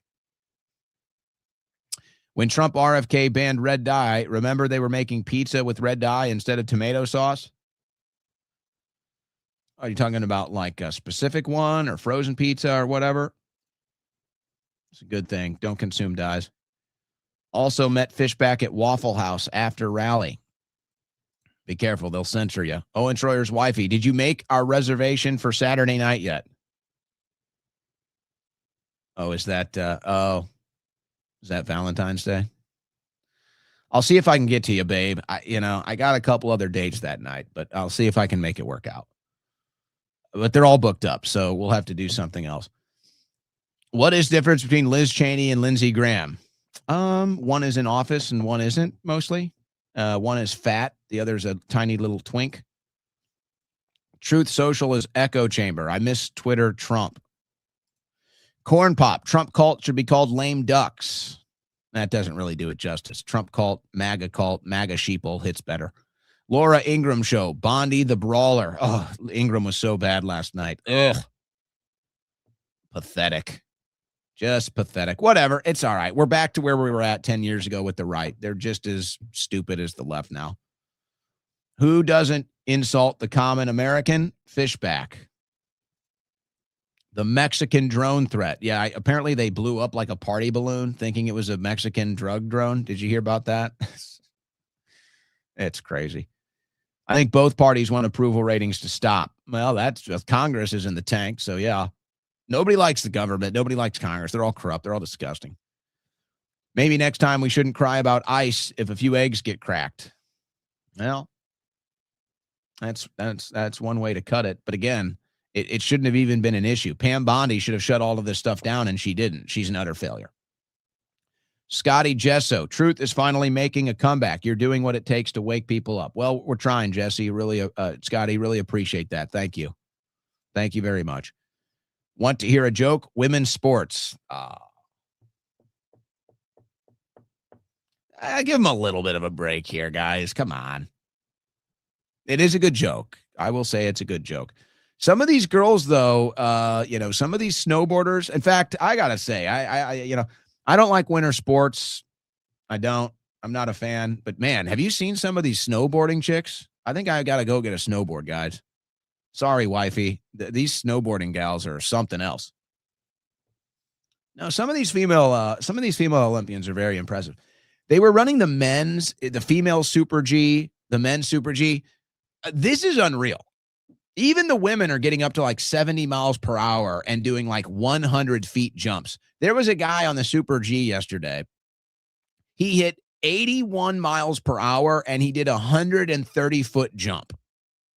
This is in the Super G. I'm not talking about the long jump, the long ski jump and everything else. I don't know if they've done that one yet. This is the downhill Super G where these guys are just like raking through the snow, going 80 miles per hour, jumping 130 feet. That stuff is unreal, man. That stuff is unreal. So I don't know. The women, you gotta give them credit there. I couldn't do that. I couldn't do that one. It's like, yeah, a female, men will always be better at females. Even some guy off the street could probably beat like a professional female athlete at something else. But some of these female athletes at the Olympics are they're pretty impressive. They're pretty impressive. And the women's hockey team will win gold. In fact, I may have to look into this. I was actually really disappointed. The men's team, their performance today was a little lackluster. They were the men's team was they are a long shot to win gold. So I couldn't help myself in the prediction markets here.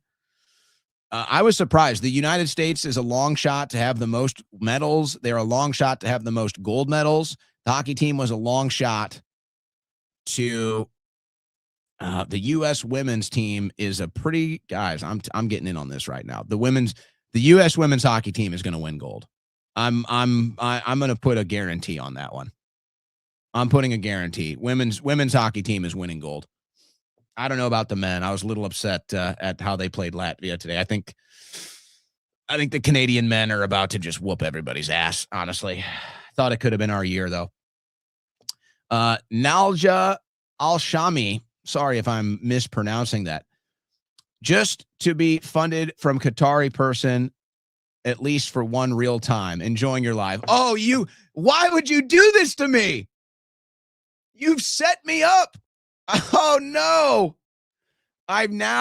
This is great. Don't tell Laura Loomer, guys. I am now getting, this is the first time I have ever gotten money from a Qatari. I'm screwed now. This is just awful. What have you done to me?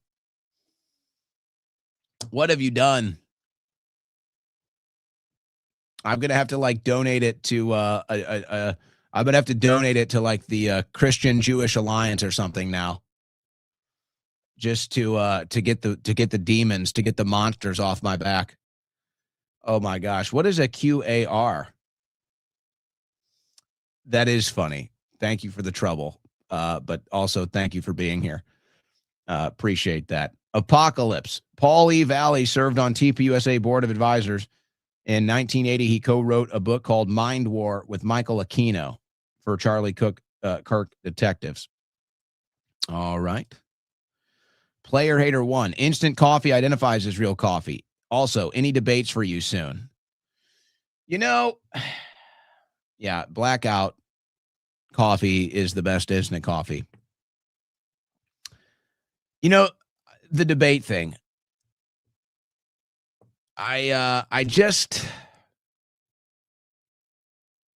It's getting a little old. I got to be honest. Because there's no real debates anymore. It's like there's no real debates. Like there's no political debates anymore. It's like, yeah, I can sit here and debate the foreign policy issue, but it's like it's not even really a debate anymore. It's like you either want to support Israel or you don't. It's like there's no debate. So it's just like, I don't know. It's like if there was an actual like political debate that could be had, I might be interested, but it's all just getting stale. I have to be honest. It's all just getting very stale. Now, there's a group called World War Debate that do a great job actually kind of working debates and subjects and stuff and kind of having a real good debate stage. I would love to do that. But as far as this whole like internet personality debate stuff, it's like, you know what, it's good and people like it and it's fun and it gets views and stuff, but I'm just like I'm kind of getting sick of it. It's kind of getting stale. It's like there is no debate anymore. It's all it's like, okay, you either believe this or you don't, or okay, like I feel like there's no middle ground. There's no convincing anymore. So I don't know. It's all gotten a little stale to me, to be honest. So I don't have anything planned. But I would like to do a World War debate type of thing. I do think that's fun the way they do it. But they keep that way more dynamic and agile, where it's not like just two people on the internet over a subject that it's just like there's no debate. It's just like, you versus me. Thank you, Holly. Let's get Clint Russell on. Dude is great. Oh, yeah? Yeah. Well, where is Clint? I've been trying to get Clint on. I'm giving Clint a hard time. But he's supposed to come on. I don't know. He keeps bailing on me. I'm beginning to think Clint doesn't like me. And actually, it's funny. The one time we got him on, he called in, which was fun. No, we do like Clint. Clint is great. But he just won't. He's dodging me, man. I feel like I'm starting to take it personal. And this one just to make Laura Loomer cry. All right, I'm back in. All right, you guys want something fun?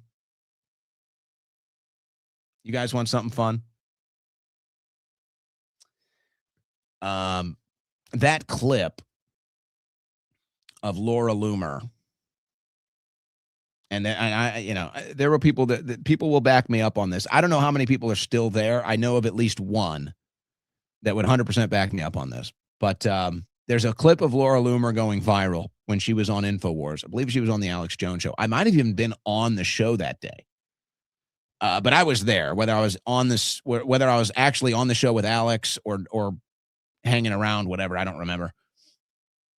But it's that clip of Laura Loomer crying on air. They're ruining my life. People are ruining my life.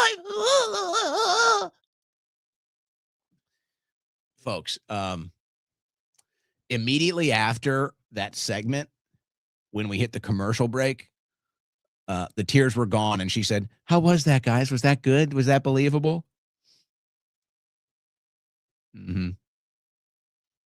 100% God's honest truth. And I don't know. That was so long. That was like 2017 or something. I don't even know how many people were even there that are still there. I definitely know of one for a fact who was there that day and who was working the show that day, because I remember we were both laughing hysterically about that. But yeah, that whole crying routine, as soon as the segment was over, she was fine and asking people how it was. So there you go. A little fun for you today. How about that? That was Qatari influence right there. How do you like that, Loomer? Agent Pong, watching the primetime, why emails have so many equal signs. Some people are messaging me about that. And then I was kind of reading through in the break. I'm still not sure. But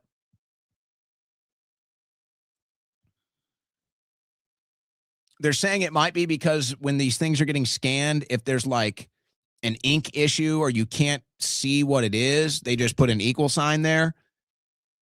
I don't know. That could be true. I guess that might make sense. And maybe that's why Pam Bondi had the actual number and not an equal sign on her notes, or maybe she's trying to cover something up. I don't know. I don't know what's Stein's saying about it. Democrats opened the door with Arctic frost, and the Republicans haven't closed it. They tested us to what it would take for us to revolt, and we failed.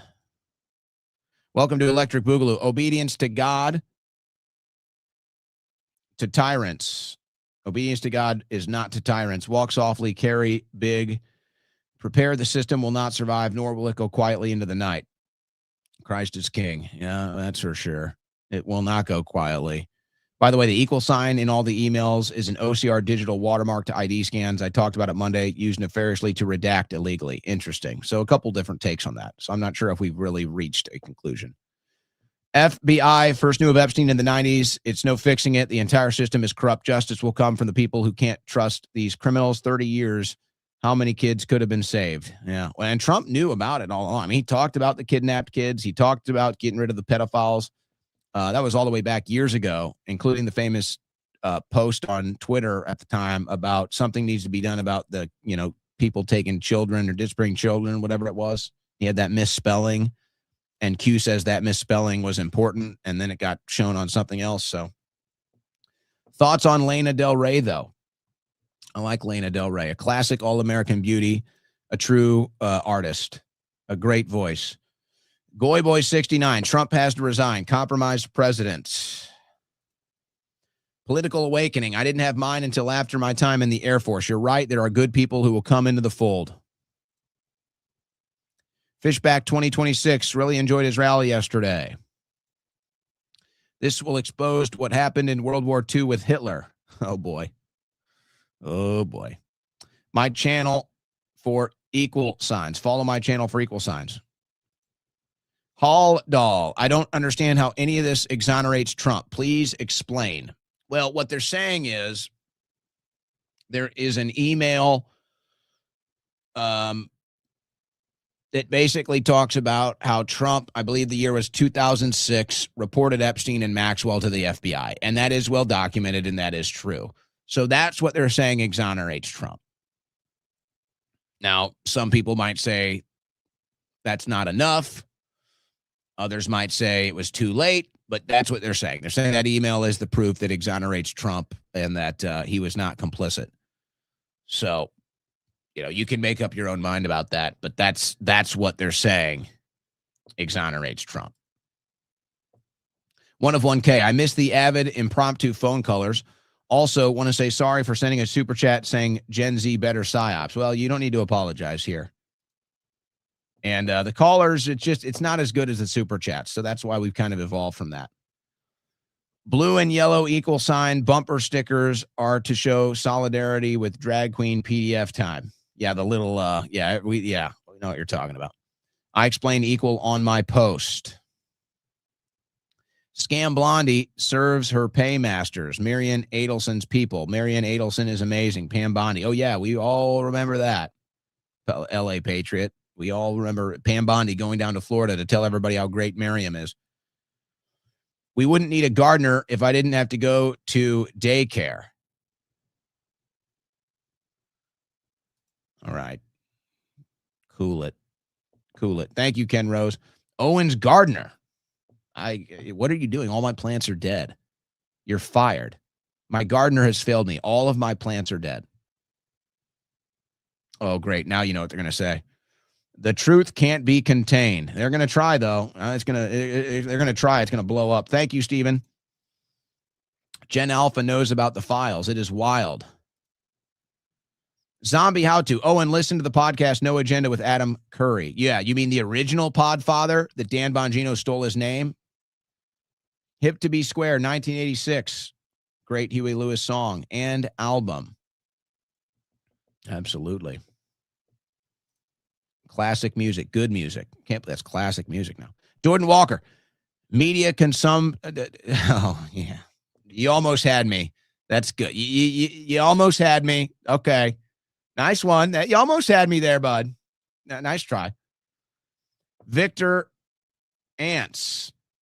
Yo, Owen, I appreciate you, brother. Great reporting. Keep on talking about the two-party paradigm. You should have a podcast with Ryan from The Last American Vagabond. Peace be with you, Habibi. You know what? Speaking about suggestions, let me just say something. Some of you will understand this, but likely one will. I saw you, Matthew's report. I saw you. Keep going.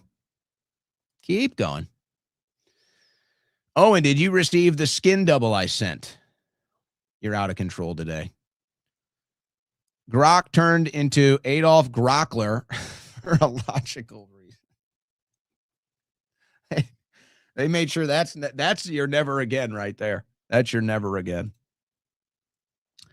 I don't care what a politician says. Stopping AI is an existential threat to the human race. God bless you, Bernie, even though you're a creep. I'm starting to get there too. I have to say, it's like, we're not ready. It's not. AI is not bound to our biological experience of Earth, space, time, gravity. Well, you can't stop something that already happened in the future, i.e. UFOs. How deep are you going down that rabbit hole? Have you seen these remote viewers that claim they've been to the inner Earth in Antarctica? Have you ever seen that? Do you believe any of that? Not really my lane, but it's been on my superhighway of information. The Farm Girl, Senator Hawley asked Bondi again to investigate the $60 million going into organized protest groups. He wants arrest, also like the new camera angle. Thank you, Farm Girl. And yes, Bondi has done nothing except disrespect victims. Sam White, bring back arcades. I would steal quarters from my dad. There's actually an arcade in Texas. I think it's in, maybe it's in Fort Worth. It's just outside of Dallas, I believe. Yeah, arcades used to be huge. I don't really know. I mean, you still got like your Dave and Buster's types of stuff. What's the other big one? Is it Dave and Buster's? They got one down here. Every once in a while, I might go with friends. Skee ball and all the other stuff they got now. But there is it's actually like it might be the best arcade in the world, actually. And I think it's just some rich guy who just was feeling nostalgic. And I think it's like $20 and you get in and you can play all the games for free. And then they have a row of, because I guess pinball machines, they still have like high value pinball machines, and they still do like exclusive release pinball machines and stuff, thematic pinball machines, movies, video games. So it's like $20. You can go play all these arcade games. And they have all it's like, I don't know much about the arcade culture. I guess I know enough, but it's like they found like the most expensive like arcade relics, found like the original arcade relics, like the true OGs, and refurbished them. And you can go there and play them all. It's like $20. They're all free. And then they have this line of the most exclusive, like limited edition pinball machines in the world. I don't know. Top level, top price pinball machines, one of a kind, limited edition, movie release, video games. And that's the only stuff you have to slug quarters into. But no, it's like a worldwide tourist destination for arcade people now. It just opened a couple years ago. I forget the name of it, but it's pretty cool if you're into that kind of stuff. John, thank you. Angel Silva, if the world has to come to an end to stop children from being eaten, then let it be game over. Well, it's one way to put it. Q. Owen Croyer. Yeah, I am Q. I'm not going there today. I could tell you it's not today. It's no. The equal sign post is conclusive. I know it is fact. Go to my post. Moderate message. The entire admin is an Israeli asset. JFK 10 times worse. Well, I'll tell you, a lot of people are reaching similar conclusions on that deal. A lot of people. All right. Anybody else talking trash in the chat before we log off? No, it's not Pinball's Kingdom. Shoo. It's not Pinball's Kingdom. It's a one-of-a-kind place. It just opened up. I forget what it's called. So I'm just seeing if anybody's talking trash in the chat. It's kind of fun to look at you guys talking trash.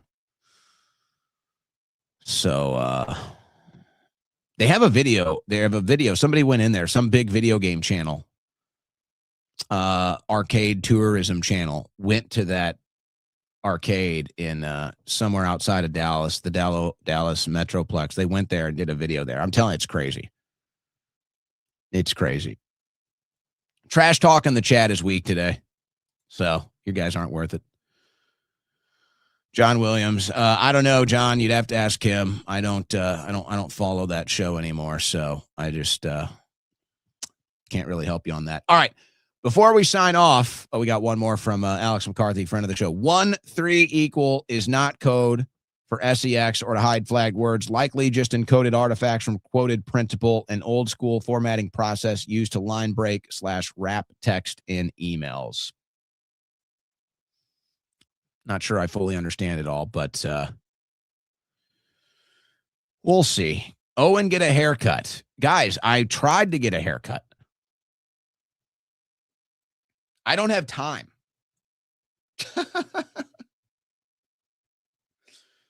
I don't have time to get a haircut, okay? Ain't nobody got time for that.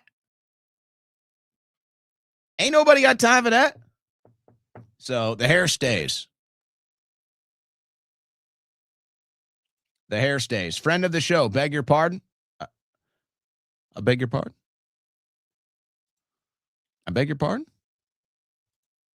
Besides, I think some of you watch the show just for the hair, if I'm being honest. In fact, I'm not even sure if some of you even listen. Make a USA shirt in pink. I don't know about that. Let's see if we got the job done, guys. We did. We got the job done. Boom! On USA Hockey Day. On USA Hockey Day. We got the updated shirt, guys. USA Shield Edition, America Only Ultra Elite, USA. The updated version is live at owenschroyer.show. I got to get it now. Now I'm jealous. I'm jealous of my own apparel because I don't have it. I've got FOMO of my own apparel because I don't have it, and I need it now, and it's going to take a while because I got to go order it now. All right, guys, I'll go shirtless tomorrow then. I'm going shirtless. Let's see what else we have here.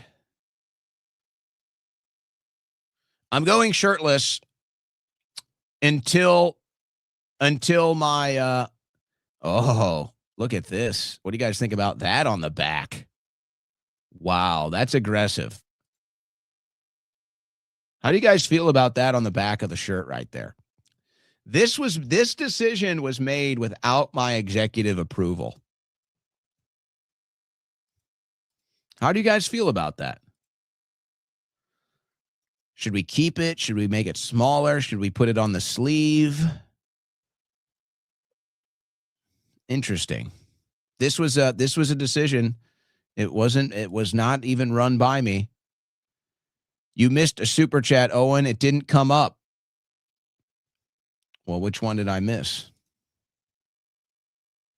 I think we got them all, didn't we? owenschroyer.store, guys. The new USA shirt is in. Just today was presenting on a Microsoft Teams call with 100 plus USC I2 students. It froze on a gal. So I said, okay, Bill Gates has been distracted. The entire class erupted, including the professor and my client. I'm telling you, man, everybody's on this now. Everybody gets it now. Everybody gets it now. Across the generations. Why does Trump need money? He can't run for anything. So why is he sending out campaign emails? Well, it's to fund Republican midterms, is what it is. I'll let you log off, but in the last week, 4 AI execs and personalities seem to be making statements as if they're trying to tank their stock. There's definitely weird stuff going on in the backdrop of some of the AI tech stuff for sure. I am seeing that. All right, guys, there it is. We got the shirt. We got the shirt. I don't know what's going to happen with this on the back. I got to be honest. This might need to be a separate shirt, if I'm being honest, because this is too political. This is a non-political statement. This is just a patriotic, thematic, classic USA shirt. America Only is a political statement. This was made without my decision. I'm not mad about it. I'm okay when the employees take shots. I'm okay with that. But I think we're going to need to do a separate shirt with this because I don't want a political statement. I want this shirt to just be for every American. So we'll check back on that tomorrow. So this, you know what? If you like that, it's probably going to be your only time. You might have less than an hour to even order that. You might have 60 seconds even, because this is what I want. I said I wanted this and then maybe just a small American flag up here, or we could do like the circular American flag up here. This was made without my executive decision. But anyway, the shirt is live, even if it's not perfect right now. Tell you guys, I'm telling you. The subordination you deal with. The subordination. Did I see Alex on the Patrick Bet David podcast? No. Okay. Owen's not mad at the crew. I'm out. God bless and Godspeed. We'll see you tomorrow with Marjorie Taylor Greene, 3 o'clock Central. Love you.